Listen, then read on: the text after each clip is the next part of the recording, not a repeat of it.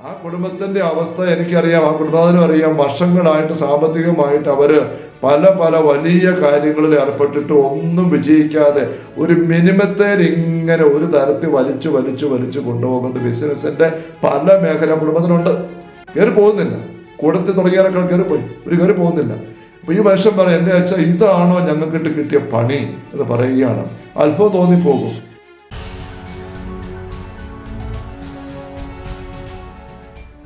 ഈശോ മിശിഹായ്ക്ക് സ്തുതിയായിരിക്കട്ടെ.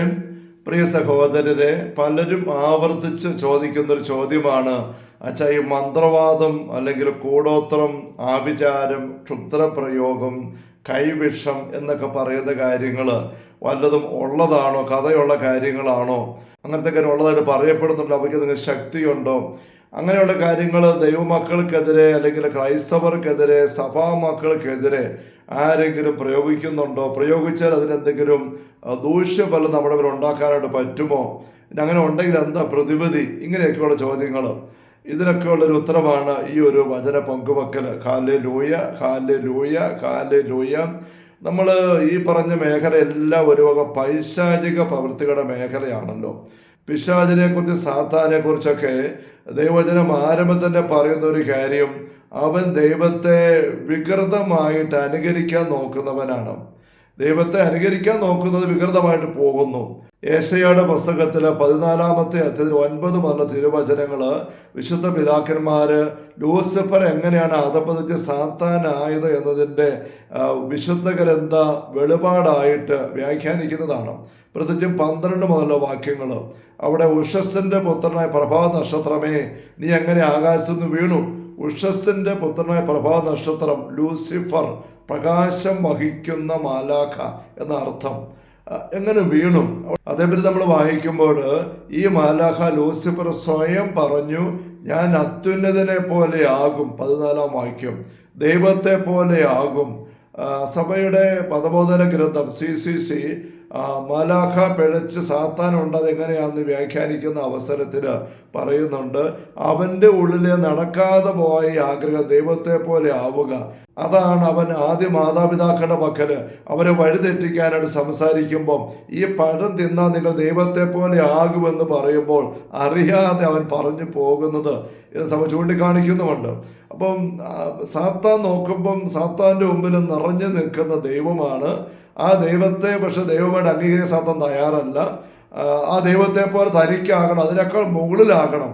ഈ ആഗ്രഹമാണ് സാത്താനെ തകർത്ത അവൻ്റെ അഹങ്കാര ചിന്ത, അതിമോഹ ചിന്ത. ആ ഒരു ചിന്ത അവൻ എപ്പോഴും ഉണ്ട്.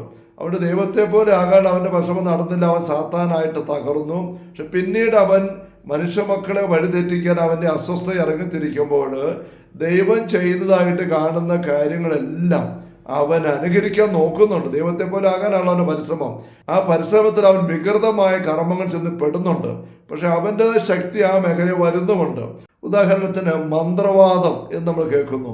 ഈ മന്ത്രവാദം എന്ന് പറയുമ്പോൾ യഥാർത്ഥത്തിൽ ആ വാക്കിൻ്റെ തന്നെ മൂല അർത്ഥം എന്താണ്? മന്ത്രം, മന്ത്രിക്കുക, സംസാരിക്കുക, വാക്കുകൾ ഉപയോഗിക്കുക.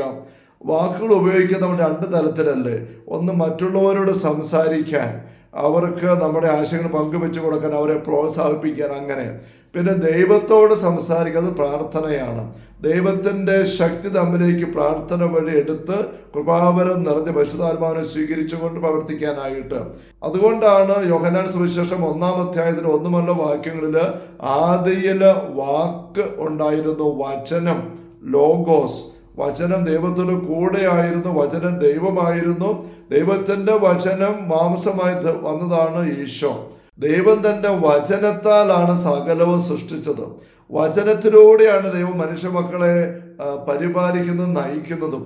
ഉൽപ്പത്തി പുസ്തകം 2-ാമത്തെ അധ്യായത്തില് 14, 15, 16 വാക്യങ്ങളില് ഏദൻ തോട്ടം സംരക്ഷിക്കാനും കൃഷി ചെയ്യാനും ദൈവമായ കർത്താവ് മനുഷ്യനെ അവിടെ ആക്കി. എന്നിട്ട് മനുഷ്യനോട് പറയുകയാണ്, നന്മയുടെ വൃക്ഷം ചൂണ്ടിക്കാണിച്ചിട്ട് ഈ വൃക്ഷത്തിന്റെ പഴം നീ തിന്നരുത്, തിന്നാൽ നീ മരിക്കും. അപ്പോൾ വാക്കിലൂടെയാണ് മനുഷ്യനെ ദൈവം നയിക്കുന്നത്. വചനത്താൽ സൃഷ്ടിച്ചു, വചനത്താൽ പരിപാലിക്കുന്നു, നയിക്കുന്നു. ഇത് കണ്ടിട്ടാണ് സാത്താൻ, അവന് സൃഷ്ടിക്കാൻ പറ്റത്തില്ല, അവൻ്റെ കഴിവ് ദൈവത്തിനേ ഉള്ളൂ, അവന് സൃഷ്ടിക്കാൻ കഴിവില്ല. പക്ഷെ ദൈവം ചെയ്യുന്ന കണ്ടുകൊണ്ട് അവനും ഉൽപ്പത്തി 3-ാമത്തെ അധ്യായത്തിൽ ആദ്യ വാക്യങ്ങളിൽ സർപ്പം ഹവ്വയുടെ പക്കൽ വന്നിട്ട് വാക്കുകൾ വഴിയായിട്ട് ഹവ്വയെ നിയന്ത്രിക്കാൻ നോക്കുകയാണ്. അവിടെ ദൈവം ചെയ്തു വെച്ച സൃഷ്ടികർമ്മം, പറുദീസ, മനുഷ്യ വ്യക്തി, പഴം തിന്നരുതെന്ന് ദൈവം പറഞ്ഞതായ നിർദ്ദേശം, വാക്ക്, കൽപ്പന, ഇതേലാണ് സാത്താൻ കയറി പണിതിട്ട് നിങ്ങൾക്ക് എല്ലാം തിന്നാൻ അനുവാദമുണ്ടോ എന്നൊക്കെ ചോദിച്ചു വന്നിട്ട് ആ പഴം തിന്നാൽ നിങ്ങൾ മരിക്കുകയല്ല, ദൈവത്തെ പോലെ ആകും. സൂചിപ്പിച്ച പോലെ ദൈവത്തെ പോലെ ആകാൻ അവൻ ശ്രമിച്ചു, നടന്നില്ല, തകർന്നു. അത് മറച്ചു വെച്ചുകൊണ്ട് നുണ പറഞ്ഞ് ദൈവത്തെ പോലെ ആകാൻ പറ്റുമെന്ന് പറഞ്ഞ് വ്യാപിപ്പിക്കാൻ നോക്കുകയാണ്. വചനത്താൽ സൃഷ്ടിക്കുകയും പരിപാലിക്കുകയും മാത്രമല്ല, വാക്കുകളിലൂടെ, പ്രാർത്ഥനയിലൂടെ ദൈവത്തിന്റെ പക്കലേക്ക് ഉള്ളങ്ങൾ തുറന്നിട്ട് പ്രാർത്ഥന വഴി പരിശുദ്ധാത്മ ശക്തി പ്രാപനം നമ്മിൽ നിറച്ചിട്ട് ആ പ്രാർത്ഥന കൊണ്ട് നമുക്ക് തിന്മകളെല്ലാം പ്രതിരോധിച്ചും പരാജയപ്പെടുത്തിയും മറികടന്നു പോകാൻ നമുക്ക് സാധിക്കണം. പ്രാർത്ഥന വഴി ലഭിക്കുന്ന കൃപ, പരിശുദ്ധാത്മ ശക്തി, ആ ശക്തിയോടെ നമ്മൾ ഭൂമി ജീവിക്കണമെന്ന് തമ്പുരാൻ പഠിപ്പിച്ചു. പ്രാർത്ഥിക്കണം. ഈശോ ഭൂമിയിലായിരുന്നു, പ്രാർത്ഥിച്ച് ശക്തി എടുത്ത് ജീവിച്ച് കാണിച്ചു തന്നു. ഈ കാര്യങ്ങളെല്ലാം സാത്താന്റെ ആൾക്കാർ വികൃതമായിട്ട് അനുകരിക്കാൻ നോക്കുന്നിടത്താണ് മന്ത്രവാദം. വാക്കുകൾ വഴിയായിട്ട് കാര്യങ്ങളെ നിയന്ത്രിക്കാൻ നോക്കുക. മന്ത്രിച്ചുകൊണ്ട്, ഹവ്വയുടെ പക്കൽ സാത്താൻ മന്ത്രിച്ചു. പിന്നെ ദൈവത്തിന്റെ പക്കൽ പ്രാർത്ഥിച്ചുകൊണ്ട് ശക്തി കിടക്കുന്ന കണ്ട് സാത്താൻ തൻ്റെ പക്കൽ നിങ്ങൾ മന്ത്രങ്ങൾ ഉരുവിട്ടുകൊണ്ട് തൻ്റെ ശക്തി നമ്മൾ മനുഷ്യരെ എടുത്ത് അത് വെച്ച് പ്രവർത്തിക്കാനായിട്ട് ആവശ്യപ്പെടുന്നു. ഇവിടെയാണ് മന്ത്രവാദത്തിൻ്റെയും ദുർമന്ത്രവാദത്തിൻ്റെയും എല്ലാം ആരംഭം നമുക്ക് കാണാനായിട്ട് പറ്റുക. വീണ്ടും കൂടോത്രം എന്നൊരു വാക്കില്ലേ, കൂടോത്രം എന്ന പരിപാടി നമുക്ക് കേട്ടിട്ടുണ്ടല്ലോ. എന്താണ് ഈ കൂടോത്രം? അത് സാത്താൻ വികൃതമായിട്ട് ദൈവത്തിന്റെ വലിയ രക്ഷാകര രഹസ്യങ്ങളെ അനുകരിക്കാൻ നോക്കുന്നതാണ്. ദൈവത്തിന്റെ രക്ഷാകര പദ്ധതി നമുക്കറിയാം. ഈശോ ഭൂമിയിലേക്ക് വന്ന് രക്ഷാകർമ്മം നേടിയെടുത്തു. എന്നിട്ട് ആ രക്ഷാകർമ്മത്തിന്റെ കാര്യങ്ങൾ അനുകരിക്കുവാനായിട്ട് ആവശ്യപ്പെട്ടു. ഇപ്രകാരം പ്രാർത്ഥന വഴി സ്വർഗീയ ശക്തി എടുത്തുകൊണ്ടുള്ള ആത്മീയ പോരാട്ടത്തില് ആത്മീയ അനുഷ്ഠാനങ്ങള്, കർമ്മങ്ങള്, വിശുദ്ധമായ തിരുക്കർമ്മങ്ങൾ ചെയ്യുവാനും ദൈവമായ കർത്താവ് പഴയ നിയമത്തിൽ തന്നെ അനുശാസിക്കുന്നത് നമ്മൾ കാണുന്നുണ്ട്. അബ്രാഹത്തിന്റെ ബലിയർപ്പണങ്ങളും മോശ വഴി കിട്ടിയ പെസഹ ആചരണങ്ങളും പിന്നീട് 10 കൽപ്പന അതിന്റെ അനുബന്ധമായിട്ട് കിട്ടിയ ഒരുപാട് വിശുദ്ധ കർമ്മങ്ങളും എല്ലാം അതിന്റെ പൂർത്തീകരണമാണ് ഈശോയുടെ കുരിശിലെ ബലിയും അതിന്റെ സ്ഥാപനമായ പെസഹായിലെ അന്ത്യത്താഴവും. അന്ത്യത്താഴം കഴിഞ്ഞപ്പോൾ ഈശോ പറഞ്ഞു, നിങ്ങൾ എന്റെ നാമത്തിൽ ഒരുമിച്ച് കൂടുമ്പോഴല്ല ഇപ്രകാരം ചെയ്യണം.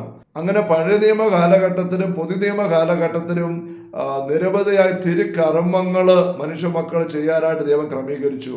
ഈ തിരുക്കർമ്മങ്ങൾക്ക് വിശുദ്ധമായ രഹസ്യങ്ങളാണ്, ദിവ്യ രഹസ്യങ്ങള്. നമ്മൾ സീറോ മലബാർ ക്രമത്തിൽ നമ്മുടെ വിശുദ്ധ കുർബാന അർപ്പണത്തെ കുറിച്ച് നമ്മൾ ഉപയോഗിക്കുന്ന വാക്കാണ് റാസക്രമം. റാസ എന്ന വാക്കിന്റെ അർത്ഥം മിസ്റ്ററി, നിഗൂഢ രഹസ്യങ്ങൾ എന്നാണ്. ദിവ്യ രഹസ്യങ്ങളുടെ ക്രമമാണ് റാസക്രമം. അതുവഴി നമ്മൾ ഈശോയുടെ പെസഹ രഹസ്യങ്ങളിലേക്ക്, ദൈവത്തിന്റെ രക്ഷാകര പദ്ധതിയിലേക്ക് നമ്മൾ കടന്നു ചെല്ലാനും അത് അനുഭവിക്കാൻ സ്വന്തമാക്കാനൊക്കെ ഇടവരുന്നു. അത് ആദ്യമ നാളുകളിൽ പ്രത്യേകിച്ചും ദേവാലയത്തിനകത്ത് വിശുദ്ധർ ഒരുമിച്ച് കൂടിയിട്ട് മാമോസ്ത മുങ്ങാത്ത ആൾക്കാരെ പ്രാർത്ഥന ഒരു ഘട്ടം വരുമ്പോൾ പുറത്തേക്ക് ഇറക്കി നിർത്തി കഥകൾ അടച്ചിട്ടാണ് ഈ ദിവ്യരഹസ്യങ്ങൾ പരികർമ്മം ചെയ്തിരുന്നത്. അതിന്റെ കരുത്തർ അനുഭവിക്കുകയും ചെയ്തിരുന്നു. ഇങ്ങനെ അബ്രാഹത്തിന് കിട്ടിയ നിർദ്ദേശങ്ങള്, മോശ വഴി കിട്ടിയ നിരവധി നിർദ്ദേശങ്ങള്, ഈശോ വഴി കിട്ടിയ ഈ പറഞ്ഞ തിരുക്കർമ്മങ്ങളുടെ പൂർണ്ണത, ഇതിനെ മുഴുവൻ വികലമായിട്ട് അനുകരിച്ചുകൊണ്ട് തന്നെ ആരാധിക്കാനും തന്റെ പക്കലേക്ക് വരാനും സാത്താൻ മനുഷ്യമക്കളുടെ നിർദ്ദേശങ്ങളുടെ പൂർത്തീകരണമാണ് കൂടോത്രം. ഈ കൂടോത്രം എന്ന വാക്കിന്റെ അർത്ഥം ഗൂഢമായ സൂത്രം എന്നാണ്. ഗൂഢമായ സൂത്രം, ഗൂഢം, മിസ്റ്റീരിയസ്, നിഗൂഢമായ സൂത്രം, ചില ക്രമങ്ങൾ, ഉപായങ്ങൾ. റാസക്രമം എന്ന് പറയുമ്പോൾ നിഗൂഢമായ ക്രമം എന്ന് അർത്ഥം വരുന്നത് കണ്ടോ. അപ്പൊ ഇതിനെ വികൃതമായിട്ട് അനുകരിച്ചുകൊണ്ട് സാത്താൻ അവന്റെ രീതിയിൽ അവന്റെ പക്കൽ വരുന്ന ആൾക്കാർക്ക് കാണിച്ചു കൊടുത്ത വികൃതമായ സൂത്രങ്ങൾ, നിഗൂഢമായ സൂത്രങ്ങളാണ് ഇത് സാത്താന്റെ ശക്തി അവരിലേക്ക് ആവഹിക്കാനും അത് വെച്ചുകൊണ്ട് മനുഷ്യമക്കൾ ഉപദ്രവിക്കാനൊക്കെ വേണ്ടിയുള്ള കർമ്മങ്ങളുടെ മേഖലയാണ് കൂടോത്രം എന്ന് പറയുന്നത്. നമുക്ക് തിരിച്ചറിയാനായിട്ട് സാധിക്കുന്നുണ്ട്. ഇതുപോലെ തന്നെ ആഭിചാരം എന്ന് പറയുന്ന മലയാളത്തിൽ ചിന്തിക്കുമ്പോൾ ആചാരം, അനാചാരം, ആഭിചാരം 3 വാക്കുകൾ ചേർത്ത് പറയാറുണ്ട്. ആചാരം എന്ന് സാധാരണ ആൾക്കാർ ചെയ്യുന്ന കാര്യങ്ങളാണ്. എന്നാൽ അനാചാരം അതിന് സാധാരണ ചെയ്തതിന് വിരുദ്ധമായിട്ട് ആരെങ്കിലുമൊക്കെ ചെയ്യുമ്പോൾ അനാചാരമാകും. അത് രണ്ടും അങ്ങനെ ഇരിക്കുമ്പോൾ ആഭിചാരം എന്ന് പറയുന്നത് മറ്റൊരാളുടെ ലൈഫിലേക്ക് ബലമായിട്ട് വാക്കുകൾ വഴിയോ കർമ്മങ്ങൾ വഴിയോ ഇടിച്ച് ചെന്ന് കയറിയിട്ട് അവരെ നശിപ്പിക്കാൻ നോക്കുന്ന പ്രക്രിയയാണ്. സാത്താനിത് പഠിച്ചത് ദൈവം മനുഷ്യ മക്കൾക്ക് സാത്താനിക ശക്തികളെ കീഴ്പ്പെടുത്താനായിട്ട് പറഞ്ഞു കൊടുത്ത ആത്മീയ രഹസ്യങ്ങളിൽ നിന്നാണ്, ആത്മീയ പോരാട്ട മേഖലയിൽ നിന്നാണ്. മോശയോട് തമ്പുരാൻ പറഞ്ഞു, നീ വടിയെടുത്ത് നീട്ടിപ്പിടിച്ചിട്ട് വെള്ളത്തോട് മാറാൻ ആവശ്യപ്പെടും.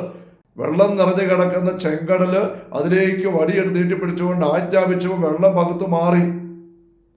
തിന്മയുടെ സാന്നിധ്യങ്ങളെ ആജ്ഞാപിച്ച് ബഹിഷ്കരിക്കുന്ന ശുശ്രൂഷ, ഭൂതോച്ചാടന ശുശ്രൂഷ. ഈശോ ഖബർനാമിലെ സെനോഗർ വചനം പഠിപ്പിക്കുമ്പോൾ മർക്കോസ് സുവിശേഷം 1-ാം അധ്യായം 21 മുതൽ വാക്കുകൾ വായിക്കുന്നുണ്ട്. അധികാരത്തോടെയുള്ള വചന പ്രഘോഷണം വഴിയായിട്ടും അധികാരത്തിന്റെ വാക്കുകളുടെ ഉപയോഗം ആജ്ഞകൾ വഴിയായിട്ടും പൈശാചിത്യങ്ങളെ ഇറക്കി വിടുന്നു. ഇതാണ് ബലമായിട്ട് ദൈവത്തിന്റെ ശക്തി ഉപയോഗിച്ച് ദൈവമക്കൾക്കും ദൈവത്തിന്റെ രക്ഷാകര പ്രവർത്തനങ്ങൾക്കും വിരുദ്ധമായിട്ട് നിൽക്കുന്നതിനെ പുറത്താക്കുന്ന ബഹിഷ്കരണ ശുശ്രൂഷ. ഇതിന്റെ ഒരു വികൃതമായ അനുകരണമാണ് ആഭിചാര കർമ്മത്തിലുള്ളത്. സംഖ്യയുടെ പുസ്തകത്തിൽ 22-23 അധ്യായങ്ങളില് ബാലാക്യ രാജാവ് ബാലാമിനെ വിളിച്ചുകൊണ്ട് വന്നിട്ട് ഇസ്രായേൽക്കാരെക്കെതിരെ ആഭിചാരം ചെയ്യുന്നതായിട്ട് വായിക്കുന്നുണ്ടല്ലോ. സംഖ്യ 23 എല്ലാവർക്കും അറിയാം. യാക്കോബിനെതിരെ ആഭിചാരം എടുക്കുകയില്ല, ഇസ്രായേലിന്റെ ക്ഷുദ്രവിദ്യ ഫലിക്കുകയില്ല. യാക്കോബിനെതിരെ ആഭിചാരം ചെയ്യാൻ ബാലാമിനെ കൊണ്ടുവരുന്ന ബാലാക്ക് ബാലാമിനോട് ആവശ്യപ്പെടുന്നത് വായിക്കുമ്പോൾ കാണാം, ഇവരെ ശപിക്കാനാ പറയുന്നത്, ശാപത്തിന്റെ വാക്കുകൾ പറയാൻ. ഇസ്രായേൽക്കാർ ഇങ്ങനെ കരുത്തോടുകൂടെ മുന്നേറി വരുന്ന അവരെ ആയുധം കൊണ്ടോ യുദ്ധം കൊണ്ടോ നിയന്ത്രിക്കാൻ പറ്റുന്നില്ല, കീഴ്പ്പെടുത്താൻ പറ്റുകയെന്ന് കണ്ടു കഴിഞ്ഞപ്പോൾ വാക്കുകൾ ബലമായിട്ട് അവർക്കെതിരെ തിന്മയുടെ വാക്കുകൾ, നാശത്തിന്റെ ശാപത്തിന്റെ വാക്കുകൾ അറിഞ്ഞ് ഉപയോഗിച്ച് അവരെ തകർക്കാനായിട്ട് ബാലാക്ക് ബാലാമിനോട് ആവശ്യപ്പെടുന്നു. ഇതാണ് ആഭിചാരം എന്ന പരാമർശത്തോടുകൂടെ സംഖ്യ 23 നമ്മൾ വായിക്കുന്നത്. അപ്പൊ ആഭിചാരം എന്ന് വെച്ചാൽ ബലമായിട്ട് വാക്കുകളിലൂടെ ശക്തി പകർന്ന്, അല്ലെ പ്രവൃത്തികളെ ശക്തി പകർന്ന് ശത്രുവായിരിക്കുന്ന വ്യക്തികളെ തകർക്കാൻ, ഒതുക്കാൻ, ബഹിഷ്കരിക്കാൻ നോക്കുന്ന പ്രക്രിയയാണ്. തമ്പുരാൻ മോശയ്ക്കും ഈശോ വേണ്ടി നമുക്ക് ദൈവത്തിനൊക്കെ നൽകിയതായ തിന്മയ്ക്കെതിരെ പോരാട്ടത്തിന്റെ മാർഗത്തെ പൈശാചിക മേഖല വികൃതമായി അനുകരിക്കുന്നതാണ്. വാക്കുകളിലൂടെ നന്മയും ദൈവിക ശക്തികളും വ്യക്തികളിലേക്കും വസ്തുക്കളിലേക്കും പകരുന്ന ശുശ്രൂഷ ചെയ്യാനായിട്ട് ദൈവം എപ്പോഴും ആവശ്യപ്പെട്ടിട്ടുണ്ട്. ദൈവം എപ്പോഴും നമ്മളെ അനുഗ്രഹിക്കുകയാണ്, അനുഗ്രഹിച്ച് വിശുദ്ധീകരിക്കുകയാണ്, ശക്തിപ്പെടുത്തുകയാണ്. ഈശോ കരങ്ങളെ ഉയർത്തി അനുഗ്രഹിക്കുന്നു, കൈ നീട്ടി തൊട്ട് അനുഗ്രഹിക്കുന്നു. ശിശുക്കളെ നമുക്കറിയാം, സ്വർഗത്തിലേക്ക് ആരോഹണം ചെയ്യുമ്പോൾ കരങ്ങൾ ഉയർത്തി അനുഗ്രഹിച്ചു. നമ്മളോട് അനുഗ്രഹിക്കാൻ പറഞ്ഞു, നിങ്ങളുടെ അധരങ്ങളിൽ നിന്നും അനുഗ്രഹത്തിന്റെ വാക്കുകളല്ല ശാപത്തിന്റെ വാക്കുകൾ ഒരിക്കലും പുറത്ത് വന്നേക്കരുതെന്ന് പറയുന്ന ഉപദേശം നമുക്കറിയാം. റോമ 12 എഫെസോസ് 4-ാം വാക്യത്തിൽ കേൾവിക്കാർക്ക് ആത്മീയ ചൈതന്യം പ്രദാനം ചെയ്യുന്നതിനായി അവിടെ ഉന്നതി കൊതുകം വിധം സന്ദർഭം അനുസരിച്ച് നല്ല കാര്യങ്ങൾ പങ്കുവെക്കാൻ പറഞ്ഞിരിക്കുക. തിന്മയുടെ വാക്കുകൾ ഒന്നും പുറത്തു വരരുത്. എന്തുകൊണ്ട് അങ്ങനെ പറയുന്നത്? വാക്കുകൾക്ക് ശക്തിയുണ്ട്. ഏതൊരു വാക്കിനും പവറുണ്ട്. നമ്മോട് ആരെങ്കിലും മുഖത്ത് നോക്കി നല്ല വാക്കുകൾ പറഞ്ഞാൽ അതിന്റെ കരുത്ത് നമുക്ക് അനുഭവപ്പെടും, സന്തോഷം അനുഭവപ്പെടും. എന്നാൽ ആരെങ്കിലും നമ്മുടെ പക്കൽ വന്നിട്ട് നമ്മളെ ചീത്ത വിളിക്കുന്നു, നമ്മളെ ശപിച്ചും രാഗിയും കോപിച്ചും സംസാരിക്കുന്നു, അങ്ങനെ പെരുമാറുമ്പം ആ വാക്കുകളുടെ നമ്മുടെ ഉള്ളിലേക്ക് തിന്മയുടെ തരംഗങ്ങൾ പ്രസരിച്ച് അത് ഉള്ളിൽ പതിയുന്നുണ്ട്. അത് അന്നേരം പതിഞ്ഞു. അപ്പോൾ നമ്മുടെ മുഖം പാടും, നമ്മൾ വിഷമിക്കുമ്പോൾ കണ്ണു നിറയും, ചിലപ്പോൾ നിരാശ കയറും. അത് ആ സമയം കൊണ്ട് തീരുന്ന പോലുമില്ല. ആ വാക്കുകൾ പിന്നെ ഉള്ളിൽ പതിഞ്ഞു കിടന്നിട്ട് ആ വാക്കുകളുടെ തിന്മയുടെ ശക്തി ഇങ്ങനെ പ്രസരിച്ചിട്ട് നാളുകളോളം നമ്മളെ ഞെരുക്കുന്ന അനുഭവങ്ങളും നമുക്ക് എല്ലാവർക്കും ഉണ്ട്. അത് പൈശാചിക മേഖലയാണ്. ഇങ്ങനെ വ്യക്തികളിലേക്ക് വാക്കുകളിലൂടെ നൻപതിക്കുന്ന അനുഗ്രഹിക്കുന്ന അനുഭവം, മറുവശത്ത് ശാപം വഴി തിന്മ കൊടുക്കുന്ന അനുഭവം ആഭിചാരത്തിൽ വരുന്ന അതാണല്ലോ. ഇതുപോലെ തന്നെ വസ്തുക്കളിലേക്കും നല്ല വാക്കുകൾ, ആശീർവാദത്തിന്റെ വാക്കുകൾ, അനുഗ്രഹ വാക്കുകൾ, ബ്ലെസ്സിങ്ങിന്റെ വാക്കുകൾ വഴി നന്മ പതിപ്പിച്ച് വിശുദ്ധീകരിക്കാനായിട്ട് സാധിക്കും. വസ്തുക്കളെ പറ്റി ചിന്തിക്കുമ്പോൾ നമുക്കറിയാം, ഈ സൃഷ്ടലോകത്തിന് സ്വതന്ത്ര മനസ്സല്ല, സ്വാതന്ത്ര്യം ദൈവം കൊടുത്തിട്ടില്ല. സ്വാതന്ത്ര്യം ദൈവം കൊടുത്തത് മാലാഖമാർക്കും മനുഷ്യർക്കും മാത്രമാണ്. പക്ഷെ സൃഷ്ടപ്രപഞ്ചം സൃഷ്ടിച്ചപ്പോൾ ദൈവം അതിന്റെ ചുമതല മനുഷ്യനെയാണ് ഏൽപ്പിച്ചത്. കൃഷി ചെയ്യാനും സംരക്ഷിക്കാനും. ഉൽപ്പത്തി 2 വായിക്കുന്നില്ലേ, ദൈവം മനുഷ്യനെ ഏതോട്ടത്തിലാക്കി. ഇന്ന് പ്രപഞ്ചം മുഴുവൻ ഒരു അധികാരം മനുഷ്യന് കൊടുക്കുകയാണ്. റോമാലേഖനത്തിന്റെ 14-ാം അധ്യായത്തിന്റെ 14-ാം ഭാഗത്ത് അപസ്വരം പറയുന്നുണ്ട്, സ്വതമേ അശുദ്ധമായി ഒന്നുമില്ല എന്ന് എനിക്കറിയാം. ദൈവം തന്നെ സൃഷ്ടികർമ്മത്തിന്റെ അവസരത്തിൽ ഓരോ ഘട്ടം കഴിയുമ്പോഴും സൃഷ്ടിക്കപ്പെട്ട ഈ ഭൗതിക ലോകത്തെക്കുറിച്ച് പറയുന്ന കമന്റ് നമുക്കറിയാം, നന്നായിരിക്കുന്നു. ഉൽപ്പത്തി പുസ്തകത്തിന്റെ 1-ാമത്തെ അധ്യായത്തിൽ 7 പ്രാവശ്യമാണ് ഈ പ്രപഞ്ചത്തെ ദൈവം നന്നായിരിക്കുന്നു പറഞ്ഞത്. അങ്ങനെ നന്നായിരിക്കുന്നുവെന്ന് ആവർത്തിച്ച് സർട്ടിഫൈ ചെയ്തുകൊണ്ട് ദൈവം സൃഷ്ടിച്ച ഇതേ മണ്ണിനെ നോക്കിക്കൊണ്ട് ഉൽപ്പത്തി 3:17 തമ്മിൽ പിന്നെ പറയുന്നത് വായിക്കുന്നുണ്ട്, ഈ മണ്ണ് ശപിക്കപ്പെട്ടതായി മാറിയിരിക്കുന്നു. അതെങ്ങനെ സംഭവിച്ചു? ആദത്തിന്റെ പ്രവൃത്തി മൂലം. തമ്പുരാൻ പറയുകയാണ്, അരുതെന്ന് ഞാൻ പറഞ്ഞ പ്രവൃത്തി, ആ കനി നീ സ്ത്രീയുടെ വാക്ക് കേട്ട് തിന്ന് എന്റെ കൽപ്പന ലംഘിച്ചത് കൊണ്ട് ഈ പ്രവൃത്തി മൂലം നീ വഴിയായിട്ട് മണ്ണ് ശപിക്കപ്പെട്ടതായി തീർന്നിരിക്കുന്നു. അപ്പൊ മണ്ണിന് സ്വമേധയാ പാപം ചെയ്യാൻ പറ്റത്തില്ല, പാപത്തിന്റെ അടുക്കിലേക്ക് പോകാനും പറ്റത്തില്ല. റോമാലേഖനത്തിന്റെ 8-ാമത്തെ അധ്യായത്തിൽ 19-20 വാക്യങ്ങളില് ഈ സൃഷ്ടപ്രപഞ്ചം വ്യർത്ഥതയ്ക്ക് അടിമപ്പെട്ടിരിക്കുന്നു, അത് ജീർണതയുടെ അടിമത്തത്തിലാണ്, അത് ഈറ്റുനോവ് അനുഭവിച്ചു നെടുവീർപ്പിടുകയാണ്. ഈ ദയനീയ അവസ്ഥ അതിന് വന്നത് സ്വന്തം ഇഷ്ടത്താലല്ല, പ്രത്യാശ കൊടുത്ത് അതിനെ അധീനമാക്കിയവന്റെ അഭീഷ്ടപ്രകാരം നമ്മൾ വായിക്കുന്നുണ്ട്. പ്രത്യാശ കൊടുത്ത് പ്രപഞ്ചത്തെ അധീനപ്പെടുത്തി എടുത്ത മനുഷ്യരാണ്. ഉൽപ്പത്തി പുസ്തകത്തിന്റെ 1-ാമത്തെ അധ്യായത്തിൽ 26-28 വാക്യങ്ങൾ കാണാം. ആവർത്തിച്ച് ദൈവം സൃഷ്ടിക്കും പറയാണ്, ഈ പ്രപഞ്ചം മുഴുവന്റെ മേൽ ആധിപത്യം മനുഷ്യന് കൊടുക്കാം. അപ്പൊ പ്രപഞ്ചം ദൈവം സൃഷ്ടിച്ചപ്പോൾ നന്നായിരുന്നു, പക്ഷെ അതിന്റെ ഉത്തരവാദിത്വം എടുത്ത മനുഷ്യൻ സാത്താന്റെ വാക്ക് കേട്ട് പാപത്തിലേക്ക് ഇറങ്ങിയപ്പം പാപം ചെയ്യുന്നതിന് പാപത്തിന്റെ അടിമയാണ്. യോഹന്നാൻ 8:32-33 വാക്യങ്ങൾ വായിക്കുന്നുണ്ടല്ലോ. പാപത്തിന്റെ അടിമയെന്ന് പറയുമ്പോൾ പാപത്തിന്റെ വക്താവായ സാത്താന്റെ അടിമയെന്നും കൂടി അർത്ഥം. ഒരു രാജാവ് ശത്രുരാജാവിനെ യുദ്ധം ചെയ്ത് കീഴ്പ്പെടുത്തിക്കൊണ്ട് പോരുമ്പോൾ ആ രാജാവിന് മാത്രമല്ല കിട്ടുന്നത്, ആ രാജാവിന്റെ കസ്റ്റഡിയിലുള്ള രാജ്യം മുഴുവൻ ഇങ്ങർക്ക് കിട്ടും എന്ന് പറഞ്ഞൊരു പാപം വഴിയായിട്ട് സാത്താൻ മനുഷ്യ മക്കളെ കീഴ്പ്പെടുത്തിയപ്പോൾ മനുഷ്യര് മാത്രമല്ല സാത്താൻ അടിമത്തിലേക്ക് വന്നത്, മനുഷ്യ ദൈവം ഏൽപ്പിച്ചതായി പ്രപഞ്ചം മുഴുവനും വന്നു. അതുകൊണ്ടാണ് ഈ ലോകത്തിന്റെ പ്രമാണി എന്ന് സാത്താനെ കുറിച്ച് പരാമർശനം വരുമ്പോൾ നമുക്കറിയാം. Hallelujah, hallelujah. അപ്പൊ ഇവിടെ നമ്മൾ ചിന്തിക്കുന്നത്, ഈ സൃഷ്ടപ്രപഞ്ചം സ്വമേധയാ നന്മയിലേക്ക് തിന്മയിലേക്ക് പോകാനുള്ള ശേഷിയുള്ളതല്ല. ആ ശേഷി അതിൻ്റെ മേൽ കൊടുത്തിരിക്കുന്നത് മനുഷ്യർക്കാണ്. മനുഷ്യൻ അതിൻ്റെ മേൽ നന്മ കൊടുത്താൽ നന്മ അവിടെ പതിയും, തിന്മ കൊടുത്താൽ തിന്മ അവിടെ പതിയും. ഈ ഒരു അവസ്ഥയുണ്ട്. അതുകൊണ്ട് മനുഷ്യർക്ക് താൻ പെരുമാറുന്ന മേഖലയിൽ തൻ്റെ ചെയ്തികളോ വാക്കുകളോ സാന്നിധ്യം വഴിയായിട്ട് നന്മ പതിപ്പിക്കാനും പറ്റും, തിന്മ പതിപ്പിക്കാനും പറ്റും. യെശയ്യായുടെ പുസ്തകം 24-ാമത്തെ അധ്യായത്തില് 4, 5, 6, 7 വാക്യങ്ങൾ വായിക്കുമ്പോൾ കാണാം, ഭൂമി അതിലെ നിവാസികൾ നിമിത്തം അശുദ്ധമായിട്ട് തീർന്നിരിക്കുന്നു. നിവാസികൾ കൽപ്പന ലംഘിച്ചു, ശാശ്വത ഉടമ്പടിക്ക് ഭംഗം വരുത്തി, ഒരു ശാപം ഭൂമിയെ വിഴുങ്ങുന്ന അവസ്ഥ വന്നിരിക്കുകയാണ്. അപ്പൊ അതുപോലെ ശാപം മണ്ണില് ഭൂമിയില് പതിയാൻ നിവാസികൾ വഴി ഇട വന്നിരിക്കുന്നു. ഞാൻ ഈ കാര്യങ്ങളൊക്കെ എടുത്തു പറയാൻ കാരണം, തിന്മയുടെ പ്രവൃത്തി, കൂടോത്രം, ക്ഷുദ്ര പ്രയോഗങ്ങള്, ആഭിചാര കർമ്മങ്ങള് ഇത് ചെയ്യുമ്പം അത് മനുഷ്യരുടെ ഉള്ളത്തിൽ മാത്രമല്ല മാറ്റം വരുത്തുന്നത്, ഭൗതിക വസ്തുക്കളിൽ മാറ്റം വരുത്തുന്നുണ്ട്. ഇപ്രകാരം ഭൗതിക വസ്തുക്കളിൽ നമുക്ക് മാറ്റം വരുത്താൻ അതിനെ വിശുദ്ധീകരിക്കാൻ അല്ല അശുദ്ധീകരിക്കാൻ സാധിക്കും. വിശുദ്ധീകരിക്കാൻ സാധിക്കും എന്നുള്ളൊരു മനോഹരമായ ഏറ്റവും ഉജ്ജ്വലത്തായ തിളക്കമാർന്ന രംഗമാണ് നമ്മൾ കാണുന്നത്. ഈശോ അപ്പം എടുത്ത് കയ്യിൽ വഹിച്ചുകൊണ്ട് ഇതെന്റെ ശരീരമാകുമെന്ന് പറഞ്ഞ് മുറിച്ചു കൊടുക്കുമ്പോൾ ആ അപ്പം തന്നെ ശരീരമാക്കി തീർക്കുകയാണ്. വീഞ്ഞെടുത്തതിന് രക്തമാണ് അനേകർക്ക് വേണ്ടി പാപബോധത ചിന്തപ്പെടുന്ന എൻ്റെ രക്തം എന്ന് പറഞ്ഞുകൊണ്ട് വാഴ്ത്തി കൊടുക്കുമ്പോൾ ആ വീഞ്ഞനെ ഈശോ മാറ്റിയെടുക്കുക തൻ്റെ വാക്കിലൂടെ, ഈ ഒരു പ്രവൃത്തിയിലൂടെ. എന്നിട്ട് ഈശോ പറയും, നിങ്ങളിത് എന്നെ ഒരുമിച്ച് കൂടുമ്പോൾ എല്ലാം ചെയ്യണം. അതാണ് നമ്മൾ വിശുദ്ധ കുർബാന അർപ്പിക്കുമ്പോൾ ചെയ്യുന്നത്. അതുമുതൽ ഇതുവരെയും ഏതൊരു വൈദികൻ അൾത്താരയിൽ ഈശോ നൽകിയ കൽപ്പന അനുസരിച്ചുകൊണ്ട് നൽകിയ പൗരോഹിത്യ അഭിഷേകത്തിനും അധികാരത്തിനും അപ്പവും വീഞ്ഞും വാഴ്ത്തുമ്പോൾ ഈശോയുടെ തിരുശരീരവും തിരുരക്തമായിട്ട് മാറുന്നു. പറയുന്ന നിമിഷം മാത്രം പിന്നീട് ആ അപ്പം ഈശോ ശരീരമായിട്ട് നിലനിൽക്കുകയാണ്. ദിവ്യകൻ അത്ഭുതങ്ങൾ ഇഷ്ടംപോലെ നമുക്കറിയാമല്ലോ.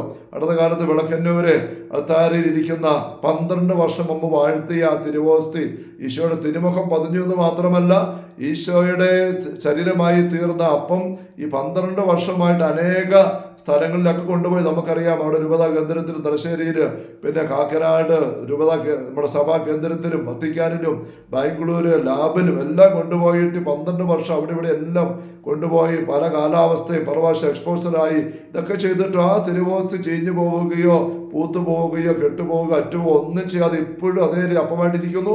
ഈശ്വര മുഖം തെളിഞ്ഞിരിക്കുന്നു. എന്ന് വെച്ചാൽ വസ്തുക്കളിലേക്ക് നമുക്ക് വാക്കുകളിലൂടെ കർമ്മങ്ങളിലൂടെ ശക്തി പകരാനായിട്ട് സാധിക്കും എന്നുള്ളതാണ്.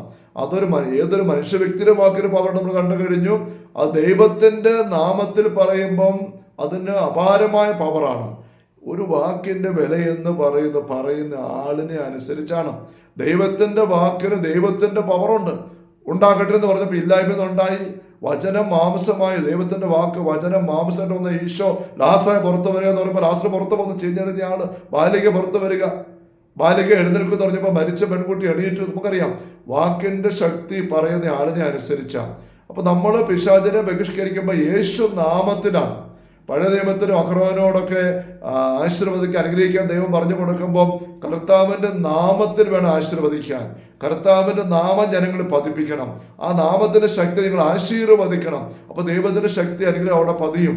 ലൂക്കായുടെ സുവിശേഷം 10-ാമത്തെ അധ്യായത്തിൽ 17-ാമത്തെ വാക്യത്തില് 70 ശിഷ്യന്മാര് പോയി ശുശ്രൂഷ നിർവഹിച്ച് തിരിച്ചു വരുമ്പോൾ അവർ സന്തോഷം കൊണ്ട് നിറഞ്ഞ് പറയുന്നത് നമുക്കറിയാമല്ലോ, കർത്താവേ നിന്റെ നാമത്തിൽ പിശാചുക്കൾ ഞങ്ങൾക്ക് കീഴ്പ്പെട്ടു.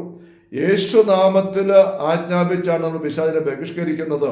അപ്പോസ്തല പ്രവർത്തനം 16-ാമത്തെ അധ്യായത്തിന്റെ 17-18 വാക്യങ്ങളില് പൗലോസ് അപ്പോസ്തലൻ ഫിലിപ്പിയിലെ പെൺകുട്ടിയിലെ പിശാചിനെ തിരിച്ചറിയുമ്പോൾ യേശു നാമത്തിൽ ആവശ്യപ്പെടുന്ന ഇറങ്ങിപ്പോകാൻ, അപ്പൊ തന്നെ ഇറങ്ങിപ്പോവുകയാണ്.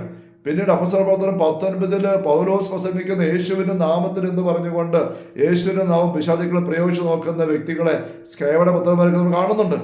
അപ്പൊ യേശു നാമത്തിൽ എന്ന് പറയുമ്പോൾ പറയുന്ന ആളിന്റെ വാക്കിന്റെ ശക്തി മാത്രമല്ല, ആ ഉദ്ധരിക്കുന്ന, അഭയം തേടുന്ന, ഉപയോഗിക്കുന്ന നാമത്തിന്റെ ശക്തി കൂടെ അവിടെ അനുഭവമായിട്ട് തീരുകയാണ്.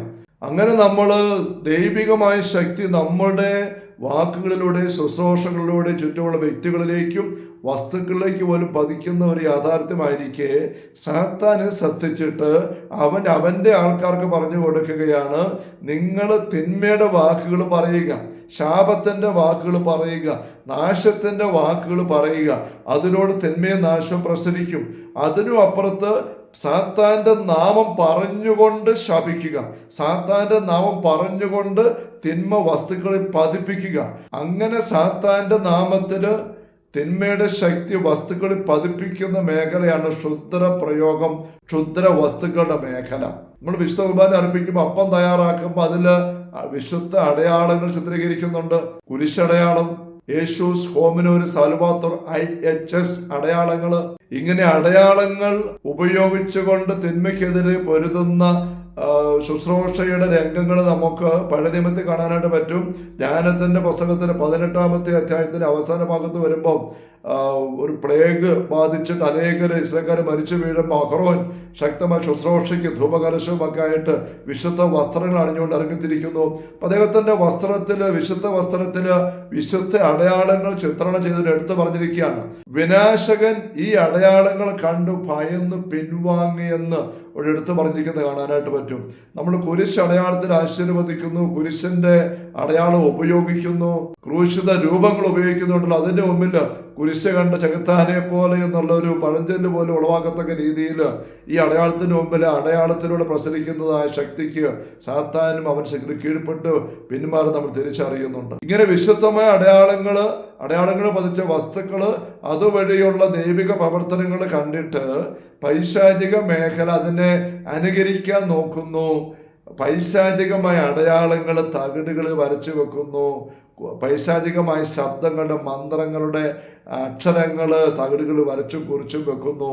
എന്നിട്ട് അവയിലേക്ക് പൈശാചികമായ ശബ്ദങ്ങൾ ശക്തി പകരാൻ നോക്കുന്നു. പൈശാചിക അരൂപികളുടെ നാമം വിളിച്ച് ശക്തി പകരാൻ നോക്കുന്നു. ഇങ്ങനെയുള്ള ഒരു തിന്മയുടെ കുഴഞ്ഞ വികൃതമായ മേഖലയാണ് ക്ഷുദ്ര വസ്തുക്കള്, ക്ഷുദ്ര പ്രയോഗത്തിന്റെ മേഖലകള്. നമ്മള് അപ്പത്തില് ദൈവികമായ ശക്തി പതിപ്പിച്ചിട്ട് അത് കയ്യില് നമ്മൾ എഴുന്നള്ളിച്ചു കൊടുക്കുന്നു, ഭക്ഷിക്കാൻ വിശുദ്ധ കുർബാന കൈക്കൊള്ളുന്നു. ഇതിനെ വികൃതമായിട്ട് അനുകരിക്കുന്ന ഒരു മേഖലയുടെ പരിശ്രമമാണ് കൈവിഷം.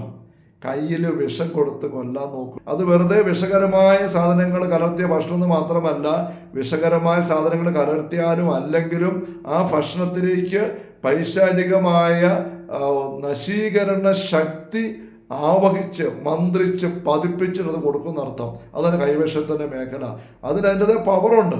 ഏതാനും ദശകൾക്ക് മുമ്പ് ആഗോള കത്തോലിക്കാ സഭയിൽ വളരെ ശക്തമായി ഡെലിവറി ശുശ്രൂഷ വ്യാപരിച്ചിരുന്ന വൈദികനാണല്ലോ റൂഫസ് പെരേര, ബോംബെക്കാരനായിരുന്നു. അദ്ദേഹത്തിന്റെ ഒരു സെമിനാർ 10-15-20 വർഷം മുമ്പ് എറണാകുളത്ത് റിന്യൂവൽ സെന്റർ ഉണ്ടായിരുന്നു. ഞാനത് പോയി കൂടിയതാണ്. Seminar on healing and deliverance. അതിലദ്ദേഹം പല കാര്യങ്ങളും ഇങ്ങനെ പങ്കുവെച്ച ഒരു കാര്യം കൈവശത്തിന്റെ മേഖലയാണ്. അദ്ദേഹത്തിന്റെ പക്കൽ ഒരു സ്ത്രീ പ്രാർത്ഥിക്കാനായിട്ട് വന്നു. വർഷങ്ങളായിട്ട് വയറിന് അസ്വസ്ഥതയാണ്, പല ബുദ്ധിമുട്ട് രോഗാവസ്ഥയെല്ലാം അദ്ദേഹം പ്രാർത്ഥിക്കുമ്പോൾ ഈ സ്ത്രീ ഛർദ്ദിക്കുകയാണ്. ബഹിഷ്കരണ ശുശ്രൂഷയിൽ അങ്ങ് ഛർദ്ദിക്കുന്ന അനുഭവം പലപ്പോഴും ഉണ്ട്. പലപ്പോഴും ഇങ്ങനെ ബക്കറ്റ് വെള്ളം നിറച്ചടുത്ത് കരുതിയിരിക്കും. ബക്കറ്റിലേക്ക് സ്ത്രീ ഛർദ്ദിക്കുമ്പോൾ അത് ശ്രദ്ധിച്ചിട്ട് ഇതൊക്കെ ചോദിക്കുകയാണ്, എന്നാണ് നിങ്ങൾ മാംസഭക്ഷണം നോൺ വെജ് ഭക്ഷണം കഴിച്ചത്, പന്നി മാംസം കഴിച്ചത്?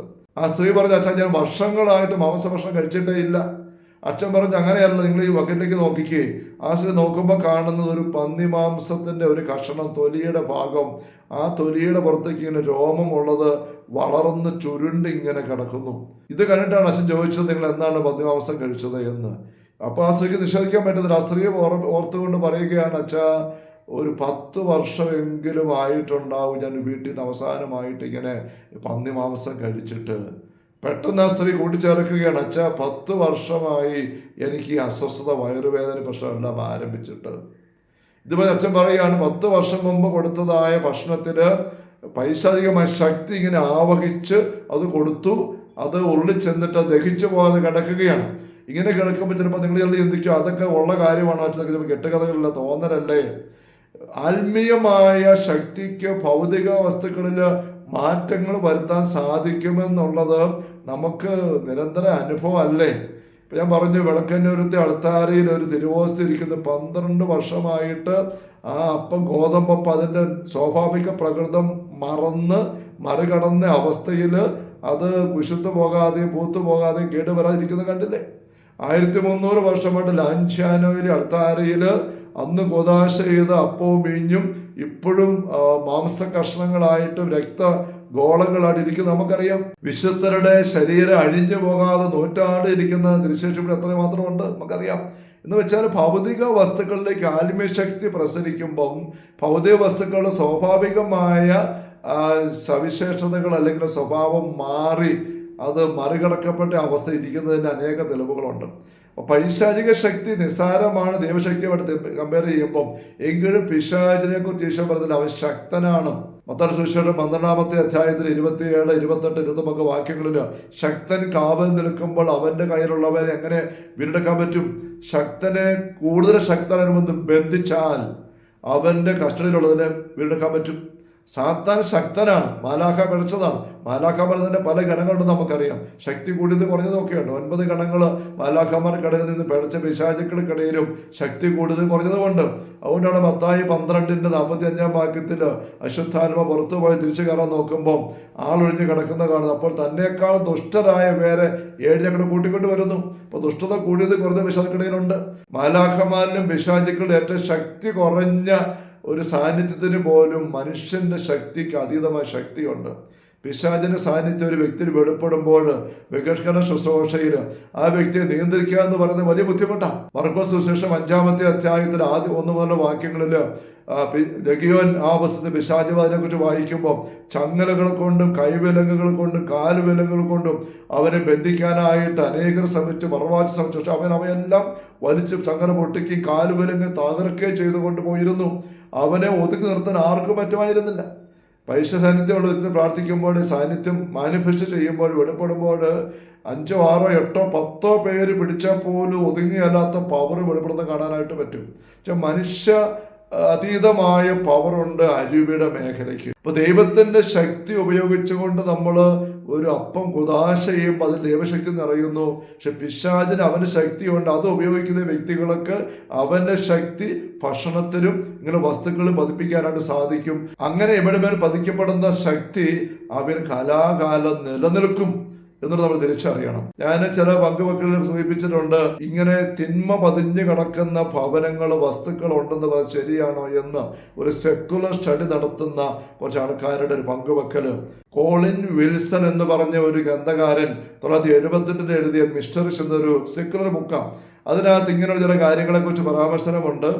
അമേരിക്കയിലെ ദർഹാം എന്ന സ്ഥലത്തുള്ള ഒരു സൈക്കിക് റിസർച്ച് ഫൗണ്ടേഷനിലെ ഒരു ഡോക്ടർ റോബർട്ട് മോറിസ്, അദ്ദേഹം ഈ അമേരിക്കയിൽ തന്നെയുള്ള കെൻറ്റുക്കി എന്ന സ്ഥലത്തുള്ള ഒരു ബാധയുള്ള വീട്, ഹോണ്ടഡ് ഹൗസ്, അതേപ്പറ്റി കേൾക്കുന്നു. അവിടെ പോയി അന്വേഷിക്കുന്നു. അപ്പോൾ അദ്ദേഹം കേൾക്കുകയാണ്, ആ വീടിന്റെ 2 മുറികളിൽ മരണങ്ങൾ സംഭവിച്ചിട്ടുണ്ട്. അത് കഴിഞ്ഞ് അവിടെ ആൾക്കാർക്ക് ജീവിക്കാൻ മേലാത്ത അവസ്ഥ. ആൾക്കാർ അത് വിൽക്കാൻ നോക്കിയാൽ എങ്ങനെ നടന്നില്ല, അതിപ്പോൾ ആൾപ്പാർപ്പില്ലാതെ കിടക്കുകയാണ്. ഈ സംഭവം അറിയുമ്പോൾ അദ്ദേഹം അതിനൊന്ന് ടെസ്റ്റ് ചെയ്യാൻ വേണ്ടിയിട്ട് ഒരു പരീക്ഷണം നടത്തുന്നുണ്ട്. 4 കൊച്ചു ജീവികൾ അദ്ദേഹം ഈ വീട്ടിൽ കൂട്ടിക്കൊണ്ട് ചെല്ലുകയാണ്. ഒരു എലി, ഒരു പൂച്ച, ഒരു പട്ടി, ഒരു ചെറിയ പാമ്പ് കൂട്ടിനകത്തായിരിക്കും. ഈ ജീവികളെയും കൊണ്ട് ടീമിലുള്ളവര് ഈ വീട്ടിൽ ചെന്ന് കയറിയിട്ട് ഒന്നും അറിയാത്ത പോലെ ഇങ്ങനെ പല മുറികളിലും കയറി ഇറങ്ങി നടന്നു, ഈ ജീവികളെ നിരീക്ഷിച്ചുകൊണ്ട്. എന്നിട്ട് ഈ 2 മുറികളിലൂടെ കയറി വരികയാണ്. അങ്ങനെ വരുമ്പോൾ ഇവര് നോട്ട് ചെയ്തിരിക്കുകയാണ്, ഈ 2 മുറികളിലേക്ക് വന്നപ്പോൾ പട്ടി മുരണ്ടുകൊണ്ട് മുന്നോട്ട് മാറി എത്ര ഉന്തിയിട്ട് വലിച്ചിട്ട് അവർക്കത് കയറിയില്ല.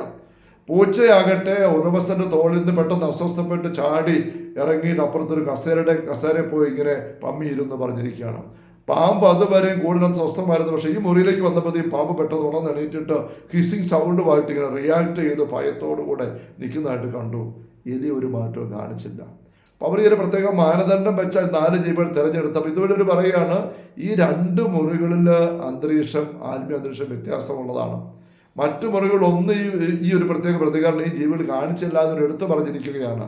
അപ്പൊ ഇങ്ങനെ ഒരു പ്രത്യേകമായ അന്തരീക്ഷം ആ മുറിയിൽ, തിന്മയുടേതല്ലെങ്കിലോ നാശകരമായ അന്തരീക്ഷം അവിടെ ഉണ്ട് എന്നുള്ളത് കണ്ടുപിടിക്കുന്നു.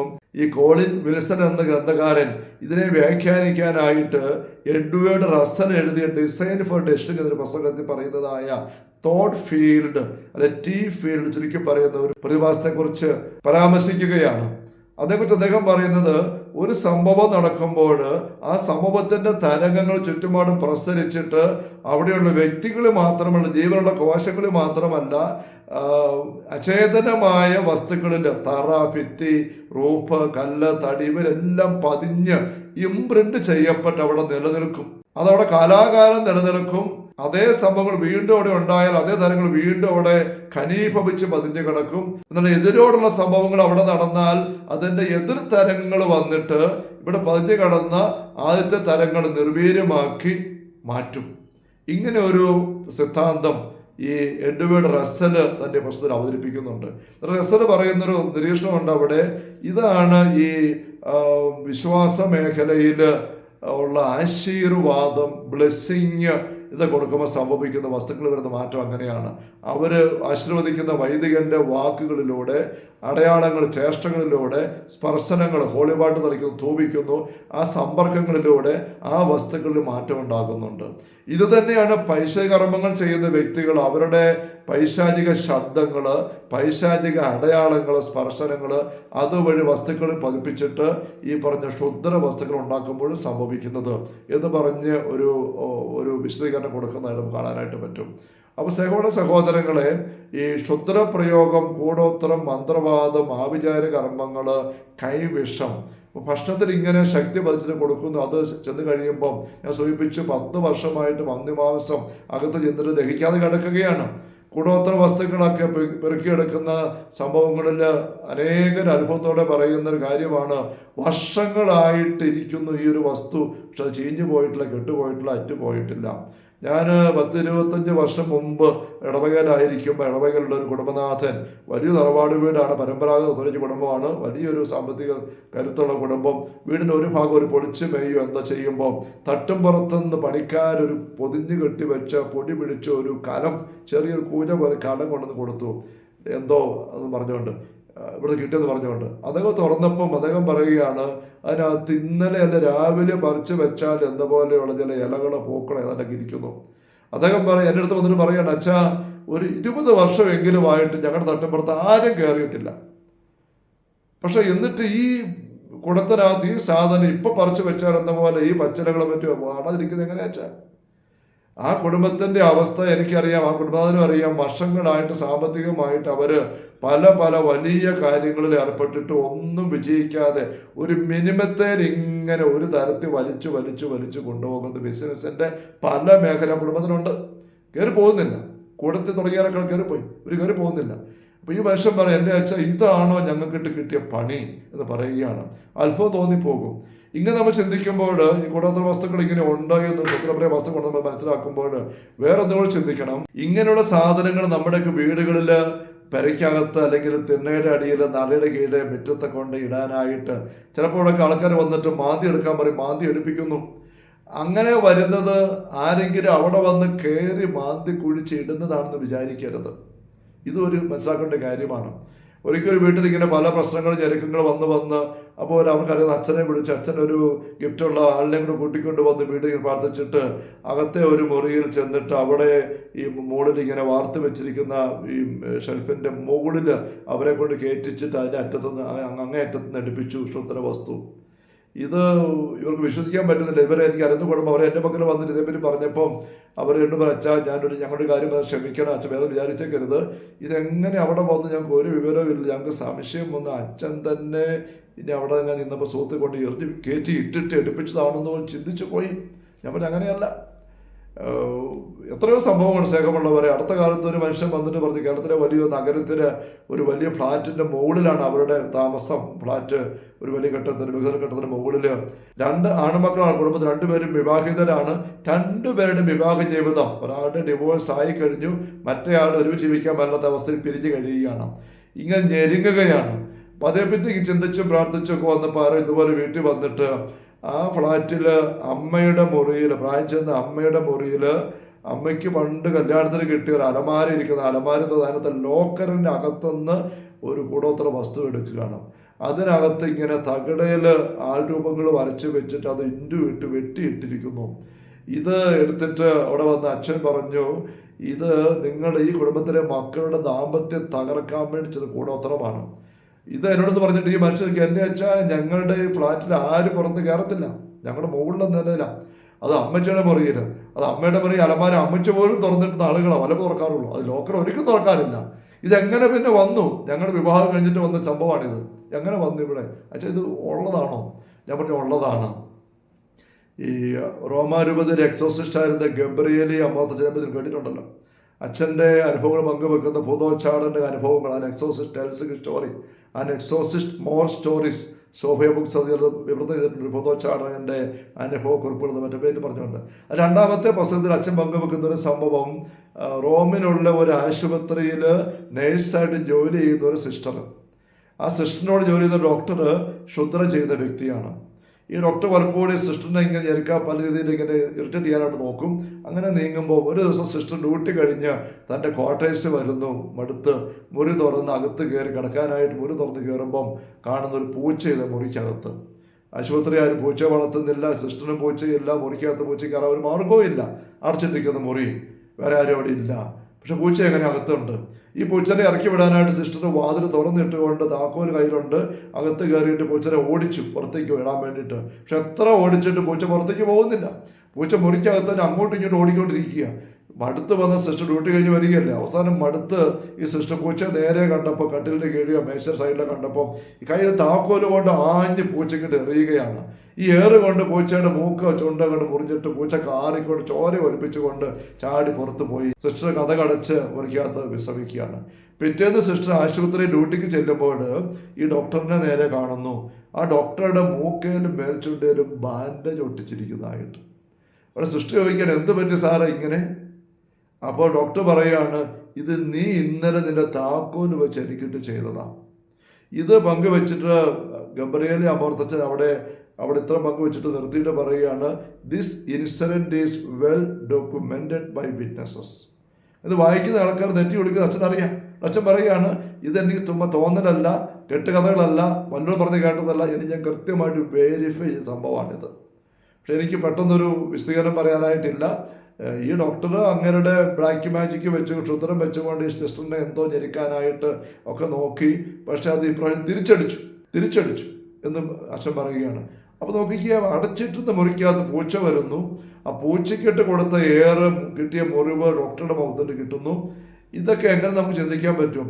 ഈ ആത്മീയ മേഖലയെക്കുറിച്ച്, അരൂപിയുടെ തലങ്ങളെക്കുറിച്ച് സ്നേഹമുള്ളവരെ നമുക്കൊരു അവഗാഹമില്ല എന്ന് തിരിയല്ല. അറിയാവുന്നവർക്ക് ഇതിൽ ഒരു സംശയം വരികയല്ലോ, ആശ്ചര്യം തോന്നുകയില്ല.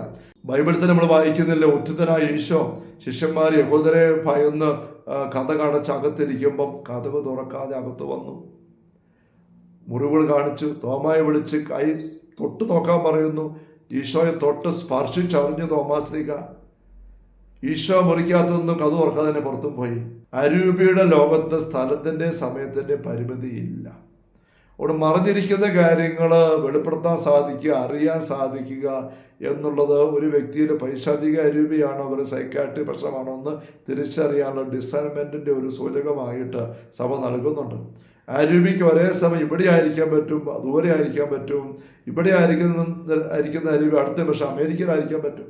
ഇവിടെ ഇരുന്നുകൊണ്ട് തന്നെ അപ്പുറത്തെ അലമാരിക്കാത്ത കാര്യം കാണാൻ പറ്റും, മറിഞ്ഞ കാര്യം വെളിപ്പെടുത്താൻ പറ്റും. നമ്മൾ ബൈബിളിൽ കാണുന്നില്ല, ഈശോ ശുശ്രൂഷ ആരംഭിച്ചതേ ഉള്ളൂ. മർക്കോസ് ശുശ്രൂഷ 1-ാം അധ്യായത്തിൽ അശുദ്ധാത്മാ വിളിച്ചു പറയും, നീ ആരാണെന്ന് എനിക്കറിയാം, ദൈവത്തിൻ്റെ പരിശുദ്ധൻ. പത്രോസ്തനും അപ്പസ്തലന്മാർക്ക് പോലും മനസ്സിലായിട്ടില്ല ഈശോ ആരാണെന്ന്.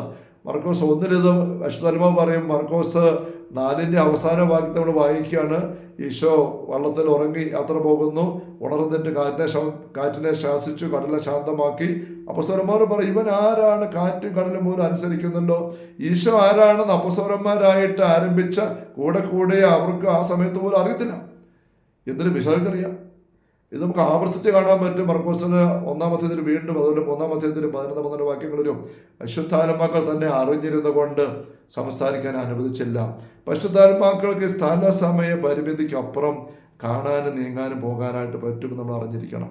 അവിടെ ഞാൻ പറഞ്ഞു വരുന്നത്, ഈ പൈശാചിക ശക്തി ഉപയോഗിച്ചുകൊണ്ട് ഇങ്ങനെ കൂടോത്ര വസ്തുക്കൾ ഉണ്ടാക്കുമ്പോൾ അതൊരു വീട്ടിൽ, ഒരു കുടുംബത്തിനകത്ത്, ഒരു മുറ്റത്ത് കൊണ്ടുവന്നിടാനായിട്ട് ആരെങ്കിലും ഇവിടെ ഫിസിക്കലി വന്നിടേണ്ട ആവശ്യമില്ല എന്ന് ഇതിൻ്റെ വക്താക്കൾ അവകാശപ്പെടുന്നത് ഞാൻ കണ്ടിട്ടുണ്ട്.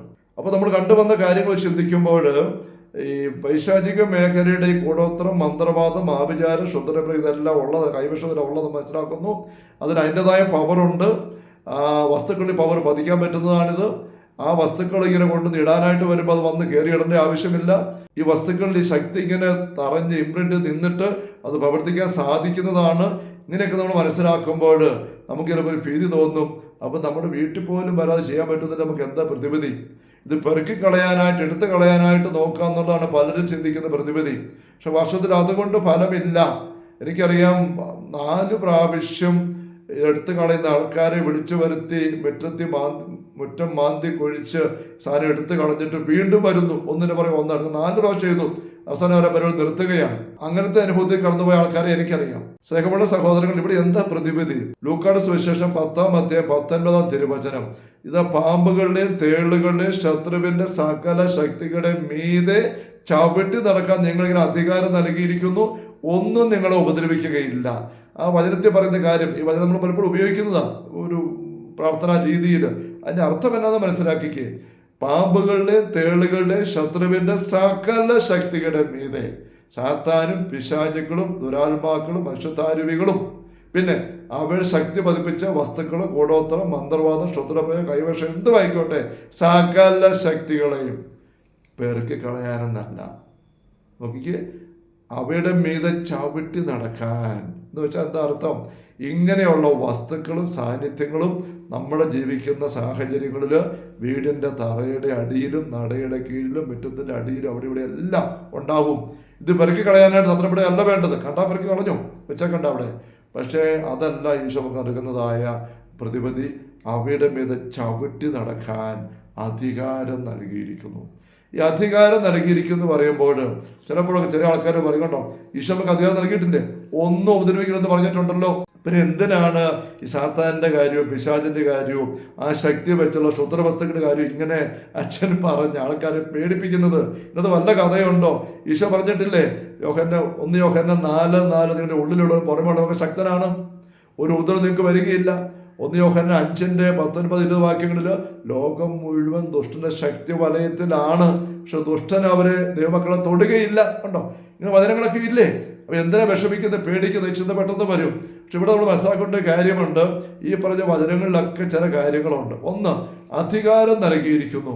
അധികാരം കൊണ്ട് മാത്രം കാര്യം നടക്കുകയല്ല. നമ്മൾ ലൂക്കാ 4 കഫർനഹൂമിലെ സിനഗോഗിൽ ഈശോ അശുദ്ധാത്മാവിനെ ബഹിഷ്കരിക്കുന്ന സംബന്ധം വായിച്ചു കഴിയുമ്പോൾ ആൾക്കാർ ആശ്ചര്യപ്പെട്ട് പറയുന്ന കമന്റ് കാണാം, ഇതെന്ത് അധികാരത്തോടെ പുതിയ പ്രബോധനമോ? ഇവൻ അധികാരത്തോട് ശക്തിയോടും കൂടെ അശുദ്ധാത്മാക്കളോട് ആജ്ഞാപിക്കുന്നവ അനുസരിക്കുകയും ചെയ്യുന്നല്ലോ. അധികാരവും ശക്തിയും. ലൂക്കായുടെ സുവിശേഷം 9-ാമത്തെ അധ്യായത്തിൽ ഈ അപ്പോസ്തലന്മാർക്ക് പിശാചുക്കടമേൽ അധികാരം കൊടുത്തതെന്നുള്ള ഭാഗം വായിക്കുമ്പോൾ അധികാരവും ശക്തി കൊടുത്തത് പറയുകയാണ്. ശക്തി എന്ന് പറയുന്നത് എന്താണ്? അധികാരം ഗ്രീക്കില് എക്സൂസിയ, മറ്റേത് ശക്തി ഡുനാമിസ്. ഈ 2 കാര്യങ്ങളും ഉണ്ട്. ശക്തി എന്ന് പറയുന്നത് ബൈബിളില് പരിശുദ്ധാത്മാവിനെയാണ് സൂചിപ്പിക്കുന്നത്.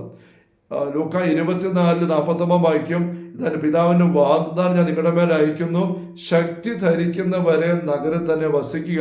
അത് പരിശുദ്ധാത്മാവാകുന്ന പിതാവിന്റെ വാഗ്ദാനം നിറയുന്നവരം വരെ എന്നാണ് അതിന്റെ അർത്ഥം. അപ്പോസ്തലന്മാർ സദാസമയം സ്തുതിച്ച് പ്രാർത്ഥിച്ചുകൊണ്ട് ദേവാലയത്തിൽ കഴിഞ്ഞുകൂടിയെന്ന് ലൂക്ക 24:51 വാക്യം പറയുന്നുണ്ട്. അതിന്റെ ബാക്കി നമ്മൾ അപ്പോസ്തല പ്രവർത്തനം 1-ാം അധ്യായം വായിക്കുമ്പോൾ പരിശുദ്ധാത്മാവ് നിങ്ങളുടെ മേൽ വരുമ്പോൾ നിങ്ങൾ ശക്തി പ്രാപിക്കും എന്ന് പറയുന്നത് നമ്മൾ വായിക്കുകയാണ്. ഈശോ പറയുന്നത് വായിക്കുന്നുണ്ട്. ലൂക്ക 22:43 തിരുവചനത്തില് ഗെത്സമനേതോടത്ത് ചോര എടുത്ത് പ്രാർത്ഥിക്കുന്നു. ഈശോ പ്രാർത്ഥിച്ച് ആയിരിക്കുമ്പോൾ അവനെ ശക്തിപ്പെടുത്തുന്ന ഒരു മാലാഖ വന്നു, ശക്തി കൊണ്ട് നിറയ്ക്കുകയാണ്. ദൈവത്തിന്റെ ശക്തി പ്രാർത്ഥന വഴി ഈശോയിൽ നിറയുന്നു. അപ്പൊ ശക്തി പ്രാർത്ഥന വഴി നമ്മൾ നിറയ്ക്കണം. ആ ശക്തി പരിശുദ്ധാത്മാ ശക്തിയാണ്. മത്തായി 12:28 ഈശോ പറഞ്ഞില്ലേ, പരിശുദ്ധാത്മാവിനെ കൊണ്ട് ഞാൻ പിശാചുക്കളെ ബഹിഷ്കരിക്കുന്നത്. എങ്കിൽ ദൈവരാജ്യം വന്നു കഴിഞ്ഞിരിക്കുന്നു. പരിശുദ്ധാത്മ ശക്തി കൊണ്ടാണ്. അപ്പൊ അധികാരവും ശക്തി നൽകുക എന്ന് പറയുമ്പോൾ നമുക്ക് തിരിച്ചറിയണം, അധികാരം ഈശോ കൊടുക്കുന്നു, എങ്കിലും ശക്തി ഇല്ലെങ്കിൽ അധികാരം ഫലപ്രദമാവുകയില്ല. 9 അപ്പസ്തലന്മാര് മർക്കോസ് 9-ാം അധ്യായത്തിൽ 14 വാക്യങ്ങളില് 9 അപ്പസ്തലന്മാര് താബോർ മലയുടെ അടിവാരത്ത് ആയിരിക്കുമ്പോൾ ഈശോ 3 പേരെ കൂട്ടിക്കൊണ്ട് പ്രാർത്ഥിക്കാൻ മലമുകളിൽ കയറിപ്പോയി. ഒരപ്പൻ മകനെയും കൊണ്ട് വരുന്നു. പരിശുദ്ധാത്മാവിനെ ഇറക്കി വിടാൻ അപ്പസ്തലന്മാർ നോക്കിയിട്ട് സാധിച്ചില്ല. അന്ന് വൈകുന്നേരം ഈശോ ഇറങ്ങി വന്നപ്പോൾ അതിനെ പുറത്താക്കി.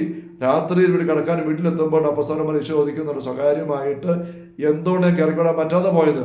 ഈശോ കൊടുക്കുന്ന മറുപടി നമുക്കറിയാം. മർക്കോസ് 9:28-29 വാക്യങ്ങളില്, പ്രാർത്ഥന ഉപവാസം കൊണ്ടുള്ള മറ്റൊന്നുകൊണ്ട് ഈ വർഗം പുറത്തു പോവുകയല്ല. ഏത് വർഗം? പിശാചുക്കളുടെ വർഗം. നമ്മൾ പെട്ടെന്ന് ചിന്തിക്കും, പിശാചുക്കളുടെ പല വർഗങ്ങളുണ്ട്. അവർ കഴിഞ്ഞ ആഴ്ചകളിൽ പല പ്രാവശ്യം 2 പേരായിട്ട് അയക്കപ്പെട്ടപ്പോൾ അനേകം പിശാചുക്കളെ പുറത്താക്കിയതാ. മർക്കോസ് 6:12-13 വാക്യങ്ങൾ വായിച്ചു നോക്കൂ. അനേകം പിശാചുക്കളെ പുറത്താക്കിയിട്ടുണ്ട്. ആ അനുഭവം വെച്ചുകൊണ്ടാണ് അവര് ഈ പയ്യനിലെ പിശാചിനെ ഇറക്കി വിടാൻ വേണ്ടി ആവേശത്തോടെ ഉറപ്പോടെ ശ്രമിച്ചത്. പക്ഷെ വിജയിച്ചില്ല. ഇപ്രാവശ്യം വിജയിച്ചില്ല. എന്തുകൊണ്ട് വിജയിച്ചില്ല? ഈശോ പറയാണ്, പ്രാർത്ഥന ഉപവാസം കൊണ്ട് മാത്രമേ ഈ വർഗം പുറത്തു പോവുകയുള്ളൂ എന്ന് വെക്കുമ്പോൾ പിശാചുക്കളുടെ വർഗത്തെ പറ്റി പൊതുവായിട്ടല്ല പറയുന്നത്. പിശാചുക്കൾക്കിടെ പല വർഗങ്ങളുണ്ടെന്ന് അതിനെ സൂചിപ്പിച്ച പോലെ 9 ഗണം മാലാഖമാരെന്നും അതപ്പതിച്ച ഫോളൻ ഏഞ്ചൽസ് ആണല്ലോ. ഒറിജിനലി അവർക്കുള്ള ബേസിക് റാങ്കിങ്ങിന്റെ ശക്തി വ്യത്യാസം പിശാചുക്കളുടെ അരിവുകൾക്കിടയിലും ഉണ്ടായെന്നർത്ഥം. അപ്പൊ കഴിഞ്ഞ ആഴ്ചകളിൽ ഈ 9 അപ്പസ്തലന്മാർ പോയി 2 പേരായിട്ട് പോയി ഇറക്കിവിട്ട പിശാചുക്കള് ശക്തി കുറഞ്ഞ റാങ്കിൽപ്പെട്ടവയായിരുന്നു എന്നും, ഇന്ന് അവർ ഇറക്കി വിടാൻ നോക്കിയ ഈ പയ്യനിലെ പിശാച് ശക്തി കൂടിയ റാങ്കിൽപ്പെട്ട ഒരു ഫോളൻ ഏഞ്ചലും ആയിരുന്നു. അതുകൊണ്ട് ആ പിശാചിന്റെ ശക്തിയെ മറികടക്കാൻ മാത്രം പരിശുദ്ധാത്മ ശക്തി ഇന്ന് നിങ്ങൾക്കില്ല, ഇപ്പൊ നിങ്ങൾക്കില്ല. അതുകൊണ്ട് നിങ്ങൾക്ക് ഇറക്കിടാൻ പറ്റിയില്ല. അപ്പൊ നിങ്ങൾ പ്രാർത്ഥന വഴി പരിശുദ്ധാത്മ ശക്തി കൂടുതൽ നിങ്ങളിലേക്ക് എടുത്തെങ്കിലേ അതിന് ഇറക്കിടാൻ പറ്റുള്ളൂ.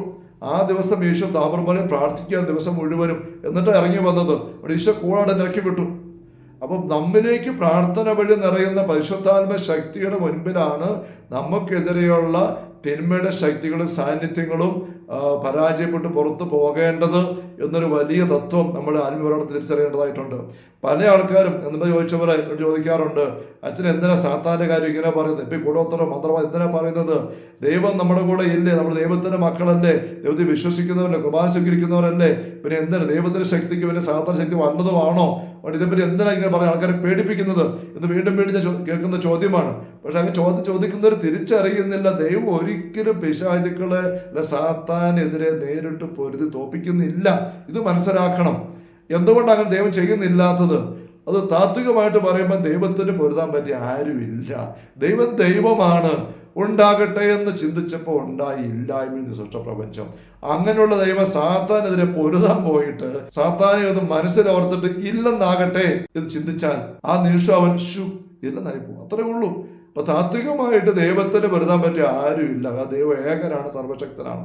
ഇനി ധാർമ്മികമായിട്ട് പറയുമ്പോൾ ദൈവം തന്നെ കൊടുത്ത സ്വാതന്ത്ര്യം ദുരുപയോഗിച്ച കുറച്ച് മാലാഖന്മാർ പിശാചുക്കളായത്. ആ സ്വാതന്ത്ര്യം ദുരുപയോഗിച്ചതിന്റെ പേര് ദൈവം അവരെ തോപ്പിക്കാൻ പോവുകയാണെങ്കിൽ, നശിപ്പിക്കാൻ പോവുകയാണെങ്കിൽ ദൈവം എന്തിനാ സ്വാതന്ത്ര്യം കൊടുത്തത്? സ്വാതന്ത്ര്യം എന്ന് വെച്ചാൽ ദൈവത്തോട് ചേർന്ന് ചിന്തിക്കാൻ പ്രവർത്തിക്കാനും ദൈവത്തിന്റെ ചിന്തയ്ക്ക് വിരുദ്ധമായിട്ട് ചിന്തിക്കാനും പ്രവർത്തിക്കാനുമുള്ള പോസിബിലിറ്റി അല്ല സ്വാതന്ത്ര്യം എന്ന് പറയുന്നത്.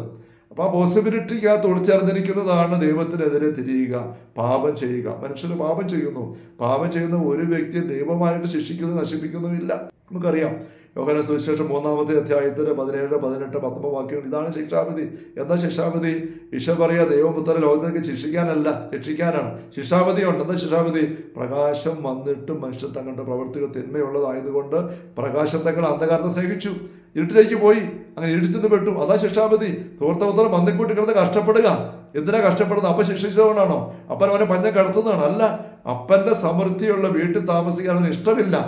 അവന്റെ തിന്മയുടെ ചിന്തയുടെ പുറകെ ഇറങ്ങിപ്പോയി.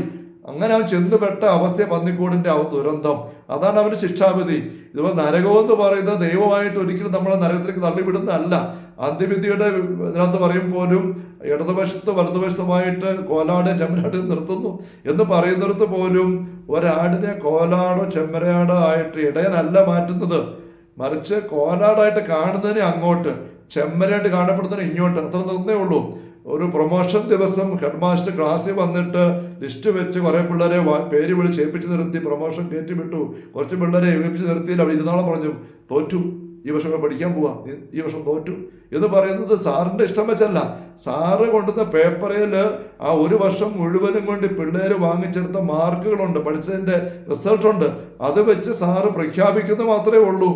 ജയിച്ചു, കയറി പൊക്കോ. അപ്പോൾ അന്ത്യവിധിയിലേക്ക് വരുമ്പോൾ, തനതുവിധിയിലേക്ക് വരുമ്പോൾ നമ്മുടെ ജീവിതം കൊണ്ട് നമ്മൾ ദൈവത്തോട് ചേർന്നാണോ സാത്താനോട് ചേർന്നാണോ പോയതെന്ന് നോക്കി വെച്ചിട്ട് തമ്പുരാൻ അത് പ്രഖ്യാപിക്കുന്നതാണ് വിധി. തനതുവിധി ആണേലും അന്ത്യവിധി ആണേലും. ദൈവമായിട്ട് ഒരു വ്യക്തി നരകത്തിലേക്ക് വിടുകയാണ്. ദൈവം ഒരിക്കലും ഇവിടെ ആഗ്രഹിക്കുന്നില്ല. ഒരു വ്യക്തി ദൈവം നൽകിയ സ്വതന്ത്ര മനസ്സ് ഉപയോഗിച്ച് ദൈവത്തോട് നോ പറഞ്ഞ് സാത്താനോട് യേശു പറഞ്ഞു. ഓരോ പാപത്തിന്റെ അവസരവും ദൈവത്തോട്, ദൈവത്തിന്റെ വചനത്തോട്, ദൈവത്തിന്റെ ആത്മാവിനോട്, ദൈവത്തിന്റെ മാലാഖ നമുക്കറിയുന്ന പ്രേരണയോട് നോ പറഞ്ഞിട്ട് സാത്താൻ തന്നെ പേരോട് യേശു പറയുന്നതാണ്. യോഹന്നാൻ 13:2 സാത്താൻ യൂദാസിന്റെ മനസ്സിൽ ഈശോ ഒറ്റക്കൊടുക്കാൻ തോന്നിപ്പിച്ചു. അത് യൂദാസ് അനുസരിച്ചു. സാത്താന്റെ കൂടെ പോവുകയാണ്. അങ്ങനെ ചെന്നുപെടുന്ന അവസ്ഥയാണ് യൂദാസ്. അത് തൂങ്ങിച്ചെത്ത് നരകത്തിൽ തീർന്നു. കണ്ടോ, ഇതാണ് ശിക്ഷാവിധി. അപ്പൊ ദൈവമായിട്ട് ഒരിക്കലും ശിക്ഷിച്ച് നശിപ്പിക്കില്ല. പാപം ചെയ്യുന്ന വ്യക്തിയെ നശിപ്പിക്കുന്നില്ല. അതുപോലെ തന്നെ പാപം ചെയ്ത് പിഴച്ച പിശാചുക്കളെ ദൈവം അതിന്റെ പേര് നശിപ്പിക്കുന്നില്ല. അപ്പൊ ദൈവം ഒരിക്കലും സാത്താനെതിരെ പൊരുതുന്നില്ല നമ്മൾ മനസ്സിലാക്കണം. പിന്നെ പോരാട്ടം എവിടെയാണ്? ഉൽപ്പത്തി 3:15 എന്താണ്? സർപ്പത്തോട് പറയാണ്, നീയും സ്ത്രീയും തമ്മിലാണ് പോരാട്ടം, ശത്രുത. ആ പോരാട്ടത്തിന് നടുനായികയാണ് സ്ത്രീ, പരിശുദ്ധ അമ്മ. ഈശോ കുരിശിൽ വെച്ച് നമുക്ക് തന്നു അമ്മ. വെളിപാട് 12 നമ്മൾ കാണുന്ന സ്ത്രീ, അത് പരിശുദ്ധ അമ്മയാണ്. പോരാട്ടം സർപ്പം നടത്തുന്നത് ദൈവത്തിനെതിരെ അവൻ പൊരുന്നുണ്ട്, പക്ഷെ ഒന്നും ചെയ്യാൻ പറ്റുകയില്ല. ദൈവത്തിന്റെ പദ്ധതിക്കെതിരെ പരദീസ അടച്ചുവിടാനും സാധിച്ചു. ദൈവത്തിന്റെ സൃഷ്ടിയെ മനുഷ്യർക്കെതിരെ പാപത്തിൽ വീഴിക്കാൻ പറ്റി. പോരാട്ടം സർപ്പം നടത്തുന്നു. ആ സർപ്പത്തിന്റെ ശത്രുതയ്ക്കെതിരെ മനുഷ്യർ പൊരുതണം. നേരത്തെ സൂചിപ്പിച്ചതുപോലെ സർപ്പത്തിന്റെ പോരാട്ടത്തെ സ്വന്തം ശക്തിയാലും സ്വന്തം ജ്ഞാനത്താലും തിരിച്ചറിഞ്ഞ് മറികടക്കാനായിട്ട് മനുഷ്യനെ കൊണ്ട് പറ്റത്തില്ല. കാരണം മനുഷ്യൻ മണ്ണിൽ നിന്ന് വന്നവനാ.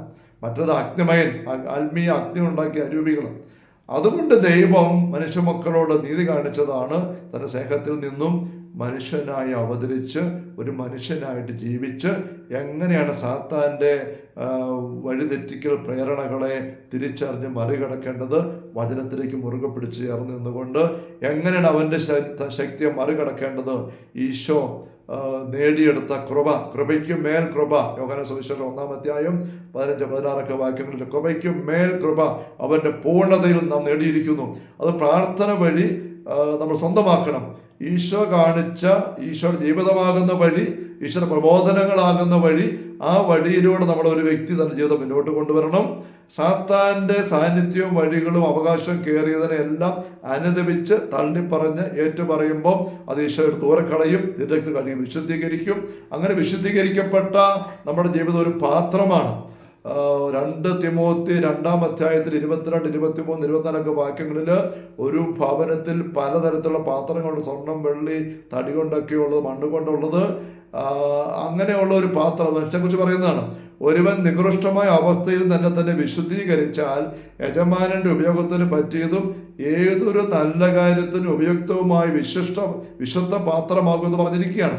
പൗലോസിനെ വിളിക്കുമ്പോഴും അപ്പോസ്തല പ്രവർത്തനം 9 അനനിയാസിനെ സാവൂളിന്റെ പക്കലേക്ക് കണ്ണ് കാണാതിരിക്കുമ്പോൾ പ്രാർത്ഥിക്കാൻ വിടുമ്പം സാവൂളിന്റെ പേര് കേൾക്കുമ്പോൾ അനനിയാസ് പേടിക്കും. അപ്പോൾ തമ്പുരാൻ ഈശോ പറയുന്നുണ്ട് അവിടെ, എന്റെ നാമം വഹിക്കുന്നത് ഞാൻ തിരഞ്ഞെടുത്ത വിശേഷ പാത്രമാണ് അവൻ. നമ്മളെല്ലാവരും പാത്രങ്ങളാണ്. നമ്മുടെ ജീവിതങ്ങളാകുന്ന ഈ പാത്രത്തിൽ നമ്മൾ നിറയ്ക്കേണ്ട ഏറ്റവും വലിയ പാനീയം, ആണ് സ്വർഗീയ ജീവജല പരിശുദ്ധാത്മാവ്. പരിശുദ്ധാത്മാവിനെ കൊണ്ട് നിറയ്ക്കണം. വേറെ വാക്കുകൾ പറഞ്ഞാൽ ദൈവം വസിക്കേണ്ട ആലയമാണ് നമ്മുടെ ജീവിതങ്ങൾ. അപ്പോൾ വിശുദ്ധമായ ജീവിതത്തിലേക്ക് വന്ന് അഴുക്കെല്ലാം അനുദമിച്ച് മാറ്റി സാത്താൻ്റെ അവകാശം തീർത്ത് തമ്പുരാന്റെ വചന വഴിയിൽ വചനത്തിൽ വിശ്വസിച്ച് മുന്നോട്ട് വന്നിട്ട് പ്രാർത്ഥന വഴി ദൈവശുദ്ധം നിറയ്ക്കണം. 2 കൊരിന്തോസ് 12:7-8 വാക്യങ്ങളിൽ പൗലോസ് അപ്പോസ്തലൻ സാത്താന്റെ ഒരു മുള്ള്, ഒരു ദൂതൻ തന്നെ പീഡിപ്പിക്കും, ശല്യപ്പെടുത്തുന്നു, അത് മാറ്റിത്തരാൻ ഈശോ ആവശ്യപ്പെട്ടു. 1, 2, 3 പ്രാവശ്യം ഈശോ മാറ്റി കൊടുക്കുകയല്ല, മറിച്ച് നിനക്ക് എൻ്റെ കൃപ മതി എന്ന് പറഞ്ഞു. അപ്പോസ്തലൻ തിരിച്ചറിയാണ്, കൃപ മതി, എൻ്റെ ബലഹീനതയിലാണ് അവിടുത്തെ ശക്തി കൃപ വഴി പ്രകടമാവും, ശക്തി പരിശുദ്ധാത്മാവാം. തൻ്റെ ബലഹീനതയല്ല വിഷയം. താൻ ജീവിതം വിശുദ്ധീകരിച്ചിട്ട് പ്രാർത്ഥന വഴി ദൈവത്തിന്റെ ശക്തി കൃപ തന്നിലേക്ക് നിറച്ചു കഴിയുമ്പം സകല തിന്മയെയും സാത്താന്റെ മുള്ളുകളെയും എല്ലാം മറികടക്കാനുള്ള വിജയിക്കുന്ന ആളായിട്ട് താൻ മാറും എന്ന് തിരിച്ചറിഞ്ഞ് പറയുകയാണ്. അപ്പൊ നമ്മള് ഈ സാത്താനെതിരെ കൂടോത്ര, മന്ത്രവാദ, ക്ഷുദ്രപ്രയ, ആഭിചാര, കൈവിഷ ശക്തികൾക്കെതിരെ പ്രവർത്തിക്കുമ്പോൾ പൊരുതാനായിട്ട് നോക്കുമ്പോൾ നമ്മുടെ ശക്തിയോടൊന്നും ആവുകയില്ല. അതിനെ മറികടക്കാൻ മാത്രം അവൻ ശക്തിയുണ്ട്. അപ്പം നമ്മൾ ദൈവിക ശക്തി നമ്മൾക്ക് നിറച്ചെടുക്കണം. ദൈവസ്ഥാനം നമ്മൾ വസിക്കണം. ആ ശക്തി നമ്മൾ നിറയുമ്പോഴാണ് ദൈവം നമുക്ക് വിശ്വാസി എന്ന രീതിയിൽ അധികാരം ഫലപ്രദമാവുക. ശക്തി ഇല്ലാത്തവർക്ക് അധികാരം ഉപകാരപ്പെടുകയല്ല. ഇപ്പൊ കേരളത്തിൽ ഏറ്റവും അധികാരമുള്ള വ്യക്തി ആരാ? മുഖ്യമന്ത്രി എന്ന് വിചാരിക്കുക. ഗവർണർ ആണെങ്കിൽ പോലും മുഖ്യമന്ത്രി ഒരു യാത്ര പോകുന്നു, കേരളത്തിൽ കൂടെ പോകുന്നു, ഇത് പെട്ടെന്ന് വഴി ബ്ലോക്ക് ആയിരിക്കുന്നു, മുന്നോട്ട് പോകാൻ പറ്റുന്നില്ല. അവിടെ പോലീസിന് പറയാം, സാറെ ക്ഷമിക്കണം, ഇപ്പൊ ഈ വഴിയുടെ അപ്പുറത്തും ഇപ്പുറത്തും ആൾക്കാർ വഴിയിലേക്ക് ഇറങ്ങി അങ്ങോട്ട് ഇങ്ങോട്ട് കല്ല് പെറുക്കി എറിഞ്ഞോട്ട് നിൽക്കുക, വണ്ടിയൊന്നും വിടുന്നില്ല, ഇപ്പൊ ഉണ്ടായ പ്രശ്നമാണ്, സാറ് ക്ഷമിക്കണം. ഉടനെ മുഖ്യമന്ത്രി കാറിൽ നിന്ന് ഇറങ്ങിയിട്ട് നേരെ അങ്ങോട്ട് കയറി ചെന്നിട്ട്, ആരാടാ ഇവിടെ മാറിപ്പെടാൻ വഴിയെന്ന്, ഞാൻ അറിവ് മനസ്സിലായി, മുഖ്യമന്ത്രിയാ, വിട്ടുപോടാം എന്ന് പറഞ്ഞാൽ അങ്ങോട്ട് എറിയാൻ കല്ലുമായിട്ട് നിൽക്കുന്നവർ ഇങ്ങോട്ട് എറിഞ്ഞാൽ മുഖ്യമന്ത്രി തലയിൽ കൊണ്ടിട്ട് തലപ്പെട്ട് നടത്തിക്കൊന്ന് പഠിക്കും. അപ്പൊ മുഖ്യമന്ത്രി ഏറ്റവും അധികാരമുള്ള ആളല്ലേ കേരളത്തില്? അതെ. പക്ഷെ എന്താ ഇങ്ങനെ ഏറുകൊണ്ട് കിടന്ന് പഠിക്കുന്നത്? മുഖ്യമന്ത്രി അധികാരം അനുഭവമാകണമെങ്കിൽ, ഫലപ്രദമാകണമെങ്കിൽ ശക്തി വേണം. എന്താ മുഖ്യമന്ത്രിയുടെ ശക്തി? Force, police force. മുഖ്യമന്ത്രി ഇങ്ങനെ സിറ്റുവേഷൻ വന്നാൽ എന്ത് ചെയ്യും? കാരണം ഇറങ്ങുകയല്ല. എത്ര പേരുണ്ട് ഒരു വഴിയിൽ? സാറേ ഒരു 100-200 പേർ അപ്പുറം ഇപ്പുറം നിൽക്കുന്നത്, 100 ഒരു 600 റിസർവ്ഡ് പോലീസ് ഇറക്കാൻ പറയും. കണ്ടോ? എന്നിട്ട് അവിടെ അനങ്ങാതിരിക്കും. 600 പോലീസ് വന്ന് വഴി ഇറങ്ങി അപ്പുറം ഇപ്പുറം ലാത്തിയും തോക്കുമായിട്ട് നിൽക്കുന്നു. അപ്പൊ അന്വേഷണത്തിന് വരികയാണ്, പിരിഞ്ഞു പോകുന്നോ അതോ? അപ്പൊ ആൾക്കാർ കല്ലുകൊണ്ട് നിൽക്കുന്നവര് എറിയല വിട്ടുപോകും. കണ്ടോ? അധികാരം ഫലപ്രദമാണ്, ശക്തി വേണം. 9 അപ്പോസ്തലന്മാരെ പയ്യനിലെ പക്ഷെ ഇറക്കിവിടാൻ നോക്കി, വിജയിച്ചില്ല. അവർക്ക് അധികാരം ഉണ്ടായിരുന്നു, ശക്തിയില്ല. അതാ ഈശോ പറഞ്ഞത്, പ്രാർത്ഥന കൊണ്ടല്ലാതെ മറ്റൊന്നുകൊണ്ടും ഈ കൂടിയ വർഗങ്ങൾ പുറത്തു പോവുകയില്ല. 9 അപ്പോസ്തലന്മാരൊന്ന് ഒരുമിച്ച് നിന്നിട്ടും അവരുടെ ഉള്ളിൽ അന്നുണ്ടായിരുന്ന, ഈശ്വരോടെ ജീവിക്കുന്ന കാലഘട്ടം നോക്കണം, എന്നിട്ടും അവരുടെ ഉള്ളിൽ ഉണ്ടായിരുന്ന പരിശുദ്ധാത്മ ശക്തി മുഴുവൻ ചേർത്ത് വെച്ചിട്ടും 9 മെത്രാന്മാരെന്ന് ഓർമ്മിക്കണം ഇവര്, എന്നിട്ടും ആ പരിശുദ്ധാത്മ ശക്തി മുഴുവൻ ചേർത്ത് വെച്ചിട്ടും ആ പയ്യനിലുള്ള പൈശാചിക അറിവ് ശക്തിയെ മറികടക്കാൻ മാത്രം ആയില്ല. തീയും വെള്ളവും കൂട്ടിപ്പിടിച്ച് എന്നാ സംഭവിക്കും? പെട്ടെന്ന് നമ്മൾ പറയും തീ കെട്ടുപോകും. അല്ല, ഏതാണോ കൂടുതൽ ശക്തി ഉള്ളത് അവിടെ അത് വിജയിക്കും. മറ്റേ മേല് സുനാമി പോലെ വികതനക്കെട്ടത്തിന് മുകളിൽ വെള്ളം കയറി വരികയാണെങ്കിൽ എത്ര കാട്ടുതീയാണെങ്കിലും കെട്ടുപോകും. എന്നാൽ വലിയ കാട്ടുതീ പോലെ മലകൾ കത്തി വരുന്നു, കാട് കത്തി വരുന്നിടത്ത് എന്തുമാത്രം വെള്ളം കൊണ്ട് ഫയർഫോഴ്സ് പമ്പ് ചെയ്താലും ഒറ്റത്തുള്ളി പോലും നിലത്ത് വീഴുകയല്ല, ഒരു ആവിയായിട്ട് പോവുകയുള്ളൂ. ഒരു പ്രത്യേക കോണ്ടസ്റ്റിൽ തീയും വെള്ളവും കൂട്ടിമുട്ടുന്നിടത്ത് ഏതാണോ അവിടെ കൂടുതൽ പവർഫുൾ അത് മറ്റേ കീഴ്പ്പെടുത്തും. ശരിയാണ്, തീക്കകത്ത് വെള്ളം വസിക്കത്തില്ല, വെള്ളത്തിനകത്ത് തീ നിൽക്കത്തില്ല, അത് ശരിയാണ്. എന്ന് പറഞ്ഞ പോലെ ഒരു പ്രത്യേക വ്യക്തിയുടെ ജീവിതത്തിൽ, ഒരു വീട്ടിൽ പൈശാചിക ഉപദ്രവം വരുമ്പം ആഭിചാരം, ക്ഷുദ്രപ്രയം, കൈവശം, മന്ത്രവാദം വഴിയായിട്ട്, കൂടോത്രം വഴിയായിട്ട് തിന്മയുടെ ശക്തി കടന്നു വരുമ്പോൾ ആ വ്യക്തിയിൽ എന്തുമാത്രം പരിശുദ്ധാത്മ ശക്തിയുണ്ട്. ആ ശക്തിയുടെ മുമ്പിലാണ് മറ്റേ ശക്തി കീഴ്പ്പെടേണ്ടത്. പൈശാചിക ശക്തിയെ ചെറുതേക്കാൻ മാത്രം ആത്മീയ പവറിലല്ല ഈ വ്യക്തിയെങ്കിൽ ആ പൈശശക്തി ഇവിടെ കിടന്ന് കളിക്കും. അതിന് ഞെരുക്കമുണ്ടാവും. ഞെരുക്കമുണ്ടായിട്ട് രോഗങ്ങള്, വഴക്ക് വക്കാണങ്ങള്, മാനസിക തകർച്ചകള്, അപകടങ്ങള്, മരണങ്ങൾ തന്നെ ഉണ്ടാകുന്ന അനേക സംഭവങ്ങൾ സ്നേഹമുള്ള സഹോദരങ്ങളെ ഈ മേഖലയിലൊക്കെ ശുശ്രൂഷ ചെയ്യുന്നവർക്കറിയാം. ഞാനും കണ്ടിട്ടുണ്ട്. ഒരു സംശയം വേണ്ട. സാത്താൻ കൊല്ലാൻ അധികാരമുള്ളവനാണ്. ഫെബ്രുവരി 2:14 മരണത്തിന് അധികാരമുള്ളവൻ. പാപത്തിന്റെ കൂലിയാണ് മരണം. നമ്മൾ റോമാലേഖനത്തിന്റെ 6 വായിക്കുന്നുണ്ടല്ലോ. പാവം പിശാചിന്റെ പ്രവൃത്തിയാണ്. പാപകരമായ പ്രവൃത്തികൾ വഴിയായിട്ട് പിശാചിന് ശക്തി വരുമ്പോൾ നമുക്കെതിരെ ആക്രമണം ഉണ്ടാകുമ്പോൾ നമ്മിൽ ശക്തി നിറയാൻ തടസ്സം എന്താ? പാപങ്ങൾ. നമ്മൾ പാപം മാറ്റി വെച്ചിട്ട് പാപം ഒഴിവാക്കി അനുദപിച്ചിട്ട് അത് പാത്രം ഒരുക്കി പ്രാർത്ഥന ശക്തി എടുക്കണം. ഈ പോരാട്ടത്തിലേക്ക് നമ്മൾ ഇറങ്ങണം. എത്ര വിശുദ്ധീകരിക്കപ്പെട്ട അവസ്ഥയിലുള്ള ആൾക്കാരാണെങ്കിൽ പോലും പാപത്തിലേക്ക് നമ്മൾ ഇറങ്ങിയാൽ പിശാചിന് അവകാശം കിട്ടും. നമ്മൾ സ്ഥലങ്ങളെക്കുറിച്ച് പറയുമ്പോൾ ദേവാലയങ്ങളൊക്കെ വിശുദ്ധീകരിക്കുന്നു, കോൺസെൻട്രേറ്റ് ചെയ്യുന്നു. അങ്ങനെയുള്ള ആശീർവാദ കർമ്മത്തിന്റെ അവസാന പ്രാർത്ഥനയിൽ ഒരു സൂചനയുണ്ട്. ഈ സ്ഥലം പിതാവിന്റെയും പുത്രന്റെയും പരിശുദ്ധാത്മാവിന്റെ നാമത്തിൽ വേർതിരിക്കപ്പെടുകയും വിശുദ്ധീകരിക്കപ്പെടുകയും പൗത്രീകരിക്കപ്പെടുകയും ചെയ്തിരിക്കുന്നു. ഇതിന്റെ വിശുദ്ധിക്ക് നിരക്കാത്തൊന്നും സംഭവിക്കാൻ പാടില്ല, സംഭവിക്കാതിരിക്കട്ടെ. അങ്ങനെ കോൺസെൻട്രേറ്റ് ചെയ്ത ഒരു വിശുദ്ധ സ്ഥലത്ത് എന്തെങ്കിലും തിന്മയുടെ കെട്ട പ്രവൃത്തികൾ സംഭവിച്ചത് ഡെസക്രേറ്റഡ് ആയെന്ന് പറയും. കാന നിയമത്തില് ഇങ്ങനെ വിശുദ്ധീകരിക്കപ്പെട്ട മേഖലകള് ശുദ്ധീകരിക്കപ്പെടുന്നതിന് 3 തലങ്ങൾ പറയുന്നുണ്ട്. Personal, local, real. പേഴ്സണൽ എന്ന് വെച്ചാൽ വിശുദ്ധീകരിക്കപ്പെട്ട വ്യക്തികളുടേത്. ലോക്കൽ എന്ന് പറഞ്ഞാൽ വിശുദ്ധീകരിക്കപ്പെട്ട ദേവാലയങ്ങള്, സ്ഥലങ്ങൾ. അങ്ങനെ റിയൽ എന്ന് വെച്ചാൽ വിശുദ്ധീകരിക്കപ്പെട്ട വസ്തുക്കള്, തിരുവോസ്തി ഏറ്റവും പ്രധാനപ്പെട്ടതായിട്ട്, കാസ, പിലാസ, അൾത്താര. ഇങ്ങനെ ഡെസക്രേറ്റ് സംഭവിച്ചു കഴിഞ്ഞാൽ വീണ്ടും വിശുദ്ധമായ കാര്യങ്ങൾക്ക് ഉപയോഗിക്കണമെങ്കിൽ അതിനെ വീണ്ടും കോൺസെൻട്രേറ്റ് ചെയ്യണം. ഒരു പള്ളി അവിടെ കൊലപാതകം, വ്യഭിചാരം അല്ലെങ്കിൽ കെട്ട പ്രവൃത്തികൾ സംഭവിച്ചാൽ അത് പിന്നെ വിശുദ്ധ കർമ്മത്തിന് പറ്റിയ വിശുദ്ധിയുള്ള സ്ഥലം അല്ല എന്ന് കാര്യം പഠിപ്പിക്കുന്നുണ്ട്. എന്ന് വെച്ചാൽ സ്ഥലത്തിൽ പ്രാർത്ഥന വഴി വിശുദ്ധി പതിപ്പിക്കാൻ പറ്റുന്നു. അവിടെ തിന്മയുടെ പ്രവൃത്തികൾ, സംഭവങ്ങൾ അശുദ്ധി പതിയുന്നു. ഇത് നമ്മുടെ വിശ്വാസത്തിന്റെയും സമപ്രബോധനത്തിന്റെയും കാനനിയമത്തിന്റെയും ഭാഗം തന്നെയാണ്. അങ്ങനെ അശുദ്ധീകരിക്കപ്പെടുമ്പോൾ അൾത്താരയിൽ കൊലപാതകം നടക്കുന്നു, വ്യഭിചാരം നടക്കുന്നു. വളരെ നികൃഷ്ടമായ തിന്മയുടെ പ്രവൃത്തികൾ സംഭവിച്ചാൽ അതിനെ വിശുദ്ധീകരിച്ചെടുക്കാൻ പറ്റിയല്ല. ആ വസ്തുവിനെ ഡിമോളിഷ് ചെയ്താൽ, നശിപ്പിച്ച് കളഞ്ഞാൽ മതി. ഇവിടെ വേറെ ഉണ്ടാക്കി വെക്കണം, വേറെ മേടിച്ച് വെച്ചാൽ മതി എന്നും കാനനിയമം പറയുന്നുണ്ട്. അപ്പൊ നമ്മുടെ ദൈവത്തിലേക്കും പാപത്തിലേക്കും നമ്മൾ നീങ്ങിയാൽ പിശാചിന് അവകാശം കിട്ടുകയാണ്. ഞാനിത് പറയുന്നത് ഈ നമ്മുടെ ഈ വിചിന്തനത്തിന്റെ അവസാന ഭാഗത്തേക്ക് വരികയാണ്. ഈ കൂടോത്രവും മന്ത്രവാദ ശുദ്ധപ്രയോഗം ഉണ്ടോ? എന്തെങ്കിലും ശക്തിയുണ്ടോ? അത് ദൈവമക്കൾ കേൾച്ചുവോ? അതാണ് അവസാന ചോദ്യം. ദൈവമക്കൾക്ക്, ക്രൈസ്തവർക്ക്, അഭിഷക്തർക്കൊക്കെ, സഭാ മക്കൾക്ക് കൂടോത്രവും മന്ത്രവാദവും കൈവിഷവും ഏക്കുകയല്ല എന്നുള്ള ഒരു വാദഗതി ചിലപ്പോൾ കാണുന്നുണ്ട്. അപ്പോസ്തല പ്രവർത്തനം 5-ാമത്തെ അധ്യായത്തിൽ അനനിയാസ് സഫീറായും അവര് പത്രോസിന്റെ പ്രസംഗം കേട്ട് സ്നാനം സ്വീകരിച്ച് വലിയ തീഷ്ണതയോടെ ജീവിക്കുന്ന വിശ്വാസികളായിരുന്നു. ഭരണവാസം മറ്റ് തങ്ങളുടെ വസ്തു മുഴുവൻ വിറ്റ് അപ്പോസ്തലന്മാർ പാദങ്ങൾ വെക്കുമ്പോൾ ആ മാതൃകയും ചൈതന്യം ഉൾക്കൊണ്ടുകൊണ്ട് ഇവർ തങ്ങളുടെ വസ്തു എല്ലാം വിറ്റിട്ട് കൊണ്ടുവരികയാണ്. അങ്ങനെ വസ്തു വിറ്റിട്ട് വീട്ടിൽ സാധനം കിഴി ആയിട്ട് ഇങ്ങനെ വെള്ളി നാണയങ്ങൾ കൂട്ടി വെച്ചുകൊണ്ട് കിടന്നുറങ്ങുമ്പോൾ അത് നോക്കിയിരിക്കുമ്പോൾ അവരുടെ ഉള്ളിൽ സാത്താൻ ചിന്ത കൊടുക്കുകയാണ്, ഇത് മുഴുവൻ കൊടുക്കണ്ട, നമുക്കറിയാം സംഭവം. കുറച്ച് മാറ്റി വെച്ചിട്ട് പിറ്റേ ദിവസം വരുമ്പോൾ പത്രോസ് ആത്മാവെന്നോട് ചോദിക്കുകയാണ്, അനനിയാസേ, ഈ വിലയ്ക്കാണോ നിങ്ങൾ വസ്തു വിറ്റത്? നമുക്കറിയാമല്ലോ. പരിശുദ്ധാത്മാവിനെ വഞ്ചിക്കാൻ സാത്താൻ നിന്റെ ഹൃദയത്തെ പ്രേരിപ്പിച്ചത് എന്ത്? സാത്താനോടല്ല ചോദ്യം, അനനിയാസിനോടാണ്. സാത്താൻ എപ്പോഴും പ്രേരിപ്പിക്കും. അത് നീ എന്തിനു വഴങ്ങി എന്ന ചോദ്യം. അപ്പൊ അതൊരു ആ ചോദ്യം പത്രോസ് ചോദിക്കുന്നത് തെറ്റിപ്പോയി പത്രോസ് ക്ഷമിക്കണം, വേറെ കുറച്ച് പൈസ കൂടെ ഉണ്ടെങ്കിൽ തന്നോളാം, അല്ലെങ്കിൽ ഞാൻ തരാൻ വേണ്ടിയിട്ടാണ് വിറ്റത്, പക്ഷേ ഇപ്പൊ തരാൻ തോന്നുന്നില്ല, അതുകൊണ്ട് ഞങ്ങൾ അത്ര മാറ്റി വെച്ചിരിക്കുകയാണ്, ഇത്ര തരുന്നുള്ളൂ. അങ്ങനെ തെളിച്ച് പറഞ്ഞാൽ മതിയായിരുന്നു. ഇവിടെ നേർക്ക് നിയമം ഒന്നും പറഞ്ഞിട്ടില്ല. ഇത്ര ഉള്ളു, കുറച്ച് മാറ്റി വെച്ചിരിക്കുകയാണ്, കുറച്ച് കൊണ്ട് തരികയാണ്, അത് മതി, ദശാംശം കൊടുത്താൽ മതി, അല്ല പകുതി കൊടുത്താൽ മതി. പക്ഷെ മുഴുവൻ ഉണ്ടെന്ന് ഭാവിച്ചുകൊണ്ട് നുണ ആയിട്ട് ഇത് ചെയ്തു. അവിടെയാണ് സാത്താൻ വിജയിച്ചത്. അപ്പം പക്ഷെ അനനിയാസ് തിരുത്തുന്നില്ല. ഈ അവസരം കിട്ടിയിട്ടും അദ്ദേഹം തൻ്റെ കള്ളത്തത്തെ മൂടി വെച്ചുകൊണ്ട് ഇതേ വിലയ്ക്ക് തന്നെയാണെന്ന് ആവർത്തിച്ച് പറയുമ്പം സാത്താൻ അവസരം കിട്ടുകയാണ്. അത് കുഴഞ്ഞു വീണ് മരിക്കുകയാണ്.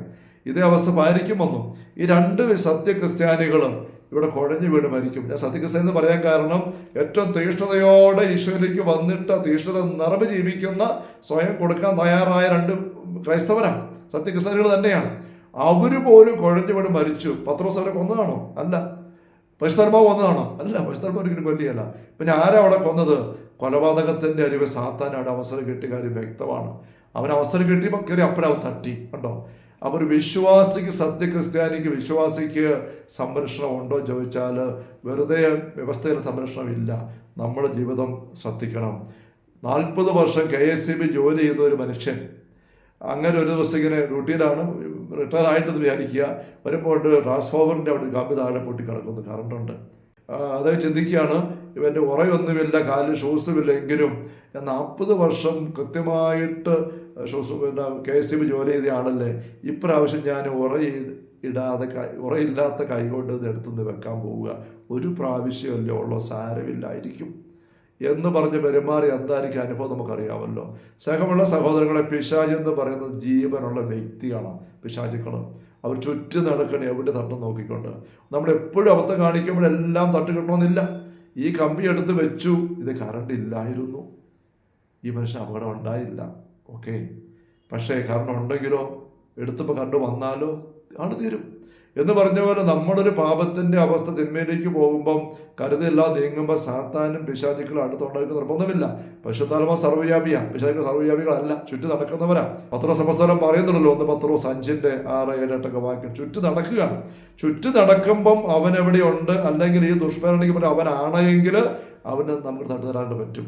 അപ്പോൾ ഈ ക്രൈസ്തവരാണ്, സഭാവിശ്വാസികളാണ്, അതുകൊണ്ട് സംരക്ഷണം ഉണ്ടെന്ന് നമ്മൾ വെറുതെ ചിന്തിച്ചേക്കരുത്. ഈ കൂടോത്ര അഭിചാര ക്ഷുദ്ര കൈവശ വസ്തുക്കൾ, അവയിൽ എന്തെങ്കിലും ശക്തിയുണ്ട്, വാക്കുകൊണ്ട് പതിഞ്ഞതും പൈശാചിക ഒരു ശക്തി അതിന് പതിച്ചിരിക്കുന്നതുമാണല്ലോ. അപ്പൊ അവയുടെ പ്രവർത്തിക്കുന്നത് പിശാചിക ശക്തി തന്നെയാണ്. അപ്പൊ ആ ശക്തി നമുക്ക് ദേഷ്യമില്ലോ, ഇതാണ് ചോദ്യം. അപ്പോൾ സത്യക്രിസ്ത്യാനിക്ക് സംരക്ഷണം ചുമ്മാ ഓട്ടോമാറ്റിക് ഉണ്ടെന്ന് വിചാരിക്കരുത്. ഇത് യൂദാസ് കറിയാത്തെ സാത്താൻ പ്രവേശിച്ചു. എപ്പോഴാ? അന്ത്യത്താഴത്തിലാണ്. അന്ത്യത്താഴം എന്ന് പറയുന്നത് എന്താ? നമുക്കറിയാലോ, ഈശോ ക്രിസ്തു കുർബാന സ്ഥാപിച്ച അന്ത്യത്താഴ ഭക്ഷണത്തിലാണ്. അങ്ങനെയാണെങ്കിൽ ഈശോ പൗരോഹിത്യം സ്ഥാപിച്ചതും അന്ത്യത്താഴമാണ് നമ്മൾ മനസ്സിലാക്കുന്നുണ്ട്. അപ്പം അങ്ങനെയാണെങ്കിൽ ഇന്നത്തെ ഭാഷയിൽ പറഞ്ഞാൽ ഈശോ തൻ്റെ 12 അപ്പസ്തലന്മാരെ പട്ടം കൊടുത്ത ദിവസമാണ് അന്ത്യത്താഴം, പെസഹ വ്യാഴാഴ്ച. വെറും പൗരോഹിത്യ പട്ടമല്ല, പൗരോഹിത്യ പൂർണ്ണത മെത്രാൻ പട്ടം കൊടുത്തത്. അപ്പസ്തലന്മാർ മെത്രാന്മാരുടെ സ്ഥാനത്താണല്ലോ. 12 പേരെ മെത്രാഭിഷേകം ചെയ്ത് തൻ്റെ ഒപ്പം നിർത്തി അവരുടെ നടുക്ക് നിന്നുകൊണ്ട് മെയിൻ സെലിബ്രൻ്റ് ആയിട്ട് ആദ്യത്തെ പുത്തൻ കുർബാന അർപ്പിക്കുന്ന അവസരമാണ് അന്ത്യത്താഴം എന്ന് പറഞ്ഞ തെറ്റൊന്നുമില്ല.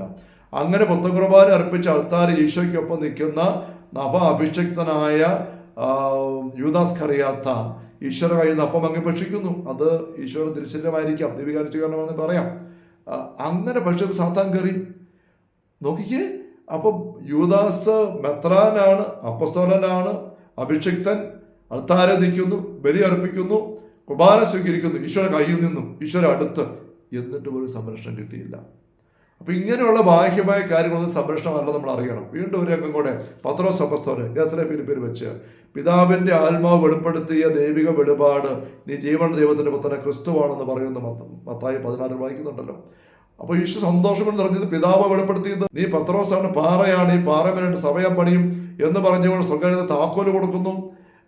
ഒരുപക്ഷെ ഈശോ കെട്ടിപ്പിടിച്ചായിരിക്കും പത്രോസിനെ ഈശോ തൻ്റെ അപ്പസ്തലന്മാരുടെ പ്രമുഖനായിട്ട് താക്കോല് കൊടുത്ത ഒന്നാമത്തെ മാർപ്പാപ്പയായിട്ട് പ്രഖ്യാപിക്കുന്നത്. ഒന്നാമത്തെ മാർപ്പാപ്പയായിട്ട് പ്രഖ്യാപിക്കപ്പെട്ടു. നമുക്കൊരു വൈദികനെ മെത്രാനായിട്ട് പ്രഖ്യാപിക്കുമ്പോൾ അപ്പം തന്നെ കുരിശുമാല ഇടിക്കും, അരക്കെട്ട് കൊടുക്കും, പിന്നെ മെത്രാനെ പോലെ പരിഗണിക്കുന്നത്. മെത്രാഭിഷേകം പിന്നെ വരികയുള്ളെങ്കിൽ പോലും പത്രോസിനെ ഈശോ ഒന്നാം മാർപ്പാപ്പായിട്ട് പ്രഖ്യാപിച്ചു. ഇനി മാർപ്പാപ്പ സ്ഥാനാരോഹണം പിന്നെ വരുന്നേ ഉള്ളൂ. പക്ഷേ മാർപ്പാപ്പായിട്ട് പ്രഖ്യാപിച്ചു. അങ്ങനെ പ്രഖ്യാപിക്കപ്പെട്ട പത്രോസിന്റെ പിന്നെയുള്ള ഒന്നാമത്തെ അനുഭവം എന്താ നമുക്കറിയാം. സാത്താന്റെ വാക്കുകൾ പറയുന്ന അതരത്തിന്റെ നാവിന്റെ ഉടമസ്ഥനായ വ്യക്തിയായിട്ട് മാറി. അത് ഈശോ തന്നെ തെളിച്ച് പറഞ്ഞു, സാത്താനെ നീ മുന്നിൽ പോകും. മാർപ്പാപ്പ സ്ഥാനത്ത് വന്ന പത്രോസ് ഈശ്വര അടുത്ത് നിൽക്കുമ്പം തൊട്ട് മുമ്പത്തെ നിമിഷത്തിൽ പരിശുദ്ധാത്മാവ് നിറഞ്ഞ് വലിയ ദൈവിക രഹസ്യം വെളിപ്പെടുത്തിയ നാവുമായിട്ട് അഭിഷേകം നിറഞ്ഞു നിൽക്കുമ്പം ആ അവസ്ഥയിൽ പോലും സാത്താന്റെ ഞൊഴുന്ന കയറ്റത്തിന് സംരക്ഷണം ഇല്ലായിരുന്നു. ഇത് മനസ്സിലാക്കണം. ഒരു രംഗം കൂടെ, സക്കറിയയുടെ പുസ്തകം 3-ാം അധ്യായത്തിൽ 1-ാം വാക്യം. അന്നത്തെ പ്രധാന പുരോഹിതൻ ജോഷുവ നിൽക്കുകയാണ് സാത്താൻ അടുത്ത് നിന്ന് കുറ്റം ആരോപിക്കാൻ. അവരുടെ യഹൂദരുടെ പ്രധാന പുരോഹിതൻ നമുക്കിത് മാർപ്പാപ്പയെ പോലെയാണ്, മാർപ്പാപ്പയുടെ സ്ഥാനത്ത് നിൽക്കുന്നത്. സാത്താൻ അടുത്ത് നിൽക്കുന്ന കാര്യം സക്കറിയ 3-ന്റെ താഴെ 1 വരെ വായിച്ചു വരുമ്പോൾ 6, 7, 5, 6, 7 വാക്യങ്ങൾ വായിക്കുമ്പം 2 കാര്യങ്ങൾ ഈ പ്രധാനപുരം ജോഷുവ തെറ്റ് ചെയ്തതായിട്ട് പറയുന്നുണ്ട്. നീ എൻ്റെ മാർഗത്തിൽ ചരിക്കുകയും എൻ്റെ നിർദ്ദേശം പാലിക്കുകയും ചെയ്താൽ നീ എൻ്റെ ആലയത്തിൽ വസിക്കും, എൻ്റെ ആലയത്തിൽ ചുവർ നിർവഹിക്കും എന്ന് പറയുന്നുണ്ട്. എന്ന് വെച്ചാൽ ഈ പ്രധാനപുരം ജോഷുവ അവിടെ നിൽക്കുമ്പോൾ സാത്താൻ അടുത്ത് കാരണം കുറ്റം ആരോപിക്കാനാ. എന്താണ് കുറ്റം എന്ന് പറയുന്നത്? മുഷിഞ്ഞ വസ്ത്രം ധരിച്ച് നിൽക്കുന്നത്, അകൃത്യങ്ങളായിരുന്നു മുഷിഞ്ഞ വസ്ത്രം. ആ മുഷിഞ്ഞ വസ്ത്രം മാറ്റുമ്പോഴാണ് സാത്താൻ പോകുന്നത്. ഈ മുഷിഞ്ഞ വസ്ത്രമായിട്ട് ജോഷുവ നിൽക്കുമ്പോൾ ദൈവമായ കർത്താവ് സാത്താനെ ശാസിക്കുന്നുണ്ട്. 1 അല്ല 2 പ്രാവശ്യം. നമ്മൾ പറഞ്ഞു വാക്കിന്റെ വില പറയുന്ന ആളിനെ അനുസരിച്ചാ. ദൈവത്തിന്റെ വാക്കിന് ദൈവത്തോളം വിലയാ. എന്നിട്ട് ദൈവമായ കർത്താവ് ശാസിക്കുന്നു. ശാസിക്കുക എന്ന് പറയുന്ന ഭൂതോച്ചാരണത്തിന്റെ ടെക്നിക്കൽ വാക്കുകൾ 3 ഉണ്ട്. ബന്ധിച്ച്, ശാസിച്ച്, ബഹിഷ്കരിക്കുക. അതിന്റെ വാക്കാ ശാസിക്കുക. സാത്താനേശ്വർ ദൈവമായ കർത്താവ് ബഹിഷ്കരിക്കുകയാണ്. 2 പ്രാവശ്യം ബഹിഷ്കരണത്തിന്റെ ശാസനം കൊടുത്തിട്ട് സാത്താൻ പോയില്ല. എന്താ പോകാത്തതിന് കാരണം? ഈ പ്രധാന പുരോഹിതന് പാപത്തിന്റെ അവസ്ഥയിൽ നിൽക്കുകയാണ്. അതിന്റെ അർത്ഥം ഒരു വ്യക്തി മാർപ്പാപ്പയുടെ പ്രധാന പുരോഹിതന്റെ സ്ഥാനത്താണെങ്കിൽ പോലും പാപത്തിന്റെ അവസ്ഥയിലാണെങ്കിൽ, നിസ്സാര പാപം പോലും മതി, പാപത്തിന്റെ അവസ്ഥയിലാണെങ്കിൽ സാത്താൻ അവകാശമുണ്ട്. അവൻ വന്ന് കയറും. ദൈവം തമ്പുരാൻ ശാസിച്ചാൽ പോലും അവൻ പോവുകയല്ല. യോശുവയുടെ മുഷിഞ്ഞ വസ്ത്രങ്ങൾ മാലാഖയെ കൊണ്ട് ദൈവകർത്താവ് മാറ്റിച്ചു. ബാക്കി നമ്മൾ ആ ഭാഗം വായിക്കുമ്പോൾ സാത്താനെ കാണാനില്ല. സാത്താൻ വിട്ടുപോയി. ശാസിക്കേണ്ട ആവശ്യം വന്നില്ല. അപ്പോൾ സ്നേഹമുള്ള സഹോദരങ്ങളെ മനസ്സിലാക്കണം. പല ആൾക്കാർ ചോദിക്കുന്നതാണ് കൂടോത്രം, മന്ത്രവാദം, ക്ഷുദ്രപ്ര, ആഭിചാരം, കൈവശം ഒന്നും അങ്ങനെയൊക്കെ ഉണ്ട്. അവർ കുറച്ച് ശക്തിയൊക്കെ ഉണ്ട്. പക്ഷെ അതൊന്നും ക്രൈസ്തവർ കേൾക്കുകയല്ല, വൈദികർക്ക്, സഭാ മക്കൾക്ക് ഏക്കുകയല്ല എന്നൊരു പറച്ചിലുണ്ട്. സ്നേഹമുള്ളൊരു അടിസ്ഥാനമില്ല. ഇപ്പം നമ്മൾ പറഞ്ഞ കാര്യങ്ങൾ കണ്ടല്ലോ. സത്യക്രിസ്ത്യാനികളായ അന്യസഭ്യരായും, യൂദാസ്കറിയാത്ത മെത്രാന്റെ സ്ഥാനത്ത്, പത്രോസ്, ഈ പ്രധാനമന്ത്രി ജോഷുവ മാർപ്പാപ്പയുടെ സ്ഥാനത്ത് അവർക്ക് പോലും സംരക്ഷണമില്ലാതെ പോയി. അവർ ചെറിയ കാര്യത്തിലാണെങ്കിൽ പോലും ദൈവത്തിന് ചിന്ത വിട്ടുപോയി. പത്രോസ് മാനുഷികമായിട്ട് ചിന്തിച്ചു, സാത്താനോട് പിടുത്തം കിട്ടി. പ്രധാനമന്ത്രി ജോഷുവ ചില കാര്യങ്ങൾ ദൈവത്തിൻ്റെ മാർഗം വിട്ടുപോയി. യൂദാസ്കറിയാത്ത അശുദ്ധിയുള്ള ഉള്ളത്തോടെ കുർബാനയിൽ പങ്കെടുത്തു, ബലി അർപ്പിച്ചു. നിങ്ങൾ ശുദ്ധിയുള്ളവരാ, പക്ഷെ എല്ലാവരും അല്ലാന്ന് ഈശോ പറയുന്നില്ല. യോഹന്നാൻ 13 കാല് കഴുകി സംഭാഷണത്തിൽ യൂദാസിനെ കുറിച്ച് പറഞ്ഞ ശുദ്ധിയുള്ളവരല്ല. ശുദ്ധിയില്ലാത്ത അവസ്ഥയിൽ അൾത്താരിൽ നിന്നപ്പോൾ സാത്താൻ ഒന്ന് കയറുന്ന അവസ്ഥ യൂദാസിനുണ്ടായി. അപ്പോൾ സ്നേഹമുള്ള സഹോദരങ്ങളെ, ഈ ഒരു മേഖലയിൽ നമുക്ക് സംരക്ഷണം എങ്ങനെ എടുക്കാനായിട്ട് പറ്റും? നമ്മുടെ ഉള്ളിൽ ദൈവ സാന്നിധ്യം നിറയ്ക്കുക. ദൈവ സംരക്ഷണത്തിലെ ഒരു സങ്കീർത്തനമാണുള്ള സങ്കീർത്തനം 91. അവിടെ പ്രാർത്ഥന വായിക്കുന്നുണ്ട്, അത്യുന്നതന്റെ സംരക്ഷണത്തിൽ വസിക്കുന്നവൻ സർവശക്തന്റെ തണലിൽ കഴിയുന്നവരാ. തണൽ വിട്ടുപോയ സംരക്ഷണമില്ല. താഴെ നിൽക്കുന്ന വൃക്ഷം നോക്കിയിട്ട് ദൂരെയുള്ള പാറപ്പുറത്ത് കയറിയിരുന്നാൽ ആ മരത്തിന്റെ തണൽ കിട്ടിയല്ല, പാറപ്പുറത്തിരിക്കുന്ന ഒരു വെയിൽ കൊണ്ട് വലയും. ആ മരത്തിന്റെ തണല് സംരക്ഷണമായിട്ട് കിട്ടണമെങ്കിൽ മരത്തോട് ചേർന്ന് വരണം. സർവശക്തന്റെ തണലിൽ വസിക്കുന്നവർക്കാണ് അത്യുന്നതിന്റെ സംരക്ഷണം കിട്ടുക. അതേ സങ്കീർത്തനം നമ്മൾ വീണ്ടും താഴേക്ക് വായിക്കുമ്പോൾ 91 സങ്കീർത്തനം 9 വാക്യം, അവൻ എന്നിൽ വാസം ഉറപ്പിച്ചു, അതുകൊണ്ട് ഞാൻ അവനെ സംരക്ഷിക്കും, ഒരു തിന്മയും അവന് കൂടാതെ സമീപിക്കുകയില്ല. 14 വാക്യം, അവൻ സ്നേഹത്തിൽ എന്നോട് ഒട്ടി നിൽക്കുന്നതിനാൽ ഞാൻ അവനെ സംരക്ഷിക്കും. വിളിച്ചപേക്ഷിക്കുമ്പോൾ ഇത് പ്രധാനപ്പെട്ട കാര്യമാണ്. യാക്കോബിന്റെ 4 അധ്യായത്തിലെ 7-8 വാക്യങ്ങൾ ദൈവത്തോട് ചേർന്ന് നിൽക്കുക. അവിടെ നിങ്ങൾ ചേർന്ന് നിൽക്കും. സാത്താനെ ചേർത്ത് നിൽക്കുക, അവൻ ഓടി അകന്നുകൊള്ളും. സ്നേഹമുള്ള സഹോദരങ്ങൾ, നമ്മൾ എന്തുമാത്രം ദൈവത്തോട് ചേർന്നാകുന്നുവോ അതനുസരിച്ച് മാത്രമേ നമുക്ക് സംരക്ഷണമുള്ളൂ. 1 യോഹന്നാൻ 5:19-20 വാക്യങ്ങൾ, സത്യസ്വരൂപൻ വന്നു, നമ്മൾ സത്യസ്വരൂപനിലാണ്, അതുകൊണ്ട് എന്താ, ദുഷ്ടൻ നമ്മളെ തൊടുകയില്ല. സത്യസ്വരൂപൻ നമ്മൾ വസിക്കണം, നമ്മൾ സത്യസ്വരൂപനിൽ വസിക്കണം. അപ്പൊ നമുക്ക് സംരക്ഷണമുള്ളൂ. ദൈവജനത്തിന്, ദൈവമക്കൾക്ക് ഒരു ഉപദ്രവം വരികയില്ല എന്ന് കാണിക്കാനായിട്ട് പല ഉദ്ധരിക്കുന്ന ഒരു വചനമാണ് നേരത്തെ സൂചിപ്പിച്ചതാണ്. സംഖ്യ 23:23. യാക്കോബിന് ആഭിചാരം ഏൽക്കുകയില്ല, ഇസ്രായേലിന് ക്ഷുദ്രവിദ്യ ഫലിക്കുകയില്ല. ഇത് പറഞ്ഞിട്ട് പറയും, ഇന്നത്തെ ഇസ്രായേൽ നമ്മളാണ്, അവിടെ ഒരു ക്ഷുദ്രവും ആഭിചാരം ഏൽക്കുകയില്ല എന്ന് കാടടച്ച് പറഞ്ഞു പോകുന്ന ആൾക്കാരുണ്ട്. അവിടെ നമ്മൾ മറക്കരുത്. അതേ വചനത്തിന്റെ 23 വാക്യമാണെങ്കിൽ 21, 22 വായിച്ചു നോക്കി, 24 വായിച്ചു നോക്കിക്കേ. അവിടെ പറയുകയാണ്, എന്തുകൊണ്ടാണ് ആഭിചാരം ക്ഷുദ്രം ഏൽക്കാത്ത അവസ്ഥ ഉണ്ടായിരുന്നത് അവർക്ക്? ഇസ്രായേലിൽ അവിടുന്ന് ദുഷ്ടത കണ്ടില്ല, തിന്മ ദർശിച്ചില്ല. യാക്കോബില് അവിടെ ദൈവമായ കർത്താവ് അവരുടെ കൂടെയുണ്ട്. ദൈവം കൂടെയുള്ള ജനം, അതുകൊണ്ട് ആഭിചാരം ഏൽക്കാത്തത്. ആ ഇസ്രായേൽക്കാർ അന്ന് താഴ്വാരത്തിൽ താവളമടിച്ച് കിടക്കുമ്പോൾ, പാളയമടിച്ച് കിടക്കുമ്പോൾ ബാലാമിനെ കൊണ്ട് ബാലാക്ക് ആഭിചാരം ചെയ്യിപ്പിക്കുകയാണ്. ഇതുപോലെ ഇന്ന് ദൈവജനത്തിനെതിരെ സാത്താന്റെ ആൾക്കാർ, പിശാചന്റെ പ്രസ്ഥാനങ്ങൾ, പൈസ അവസ്ഥയുള്ള വ്യക്തികൾ നിരന്തരം എന്നോളം ആഭിചാരവും ക്ഷുദ്രപ്രയോഗവും എല്ലാം ചെയ്യുന്നുണ്ട്.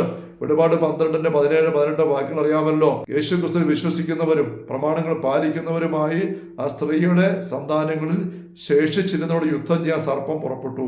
അത് കാത്തു നിൽക്കുകയാണ്. ക്രൈസ്തവർക്കെതിരെയാണ് സാത്താന്റെ ഏറ്റവും വലിയ പോരാട്ടം. സകലവിധ ക്ഷുദ്രവും കൂടോത്രവും മന്ത്രവാദം അഭിചാരം എല്ലാം സ്നേഹമുള്ളവരെ നമുക്ക് ചെയ്യപ്പെടുന്നുണ്ട്.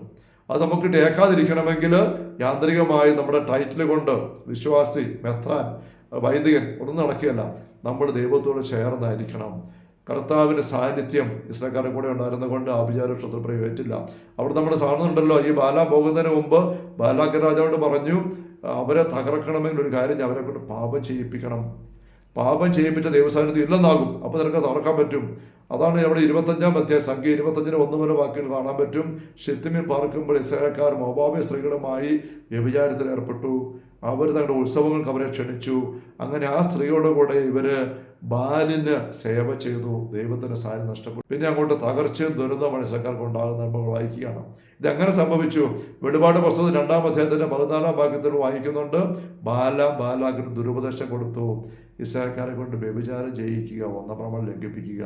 അതനുസരിച്ച് ബാലാക്ക് രാജാവ് തൻ്റെ സമൂഹത്തിലെ സുന്ദരികളായ സ്ത്രീകളെ ഇസ്രായേൽ പാളയങ്ങളിലേക്ക് അയച്ചു. പല കാരണം പറഞ്ഞുകൊണ്ട് ജോലിക്കും പരിപാടിക്കും കച്ചവടത്തിനും ഒക്കെ ആയിട്ട് അവരെന്നിട്ട് ഈ പുരുഷന്മാരെ വശീകരിച്ചെടുത്തു, അവരെ പാപത്തിലേക്ക് വലിച്ചഴിച്ചു.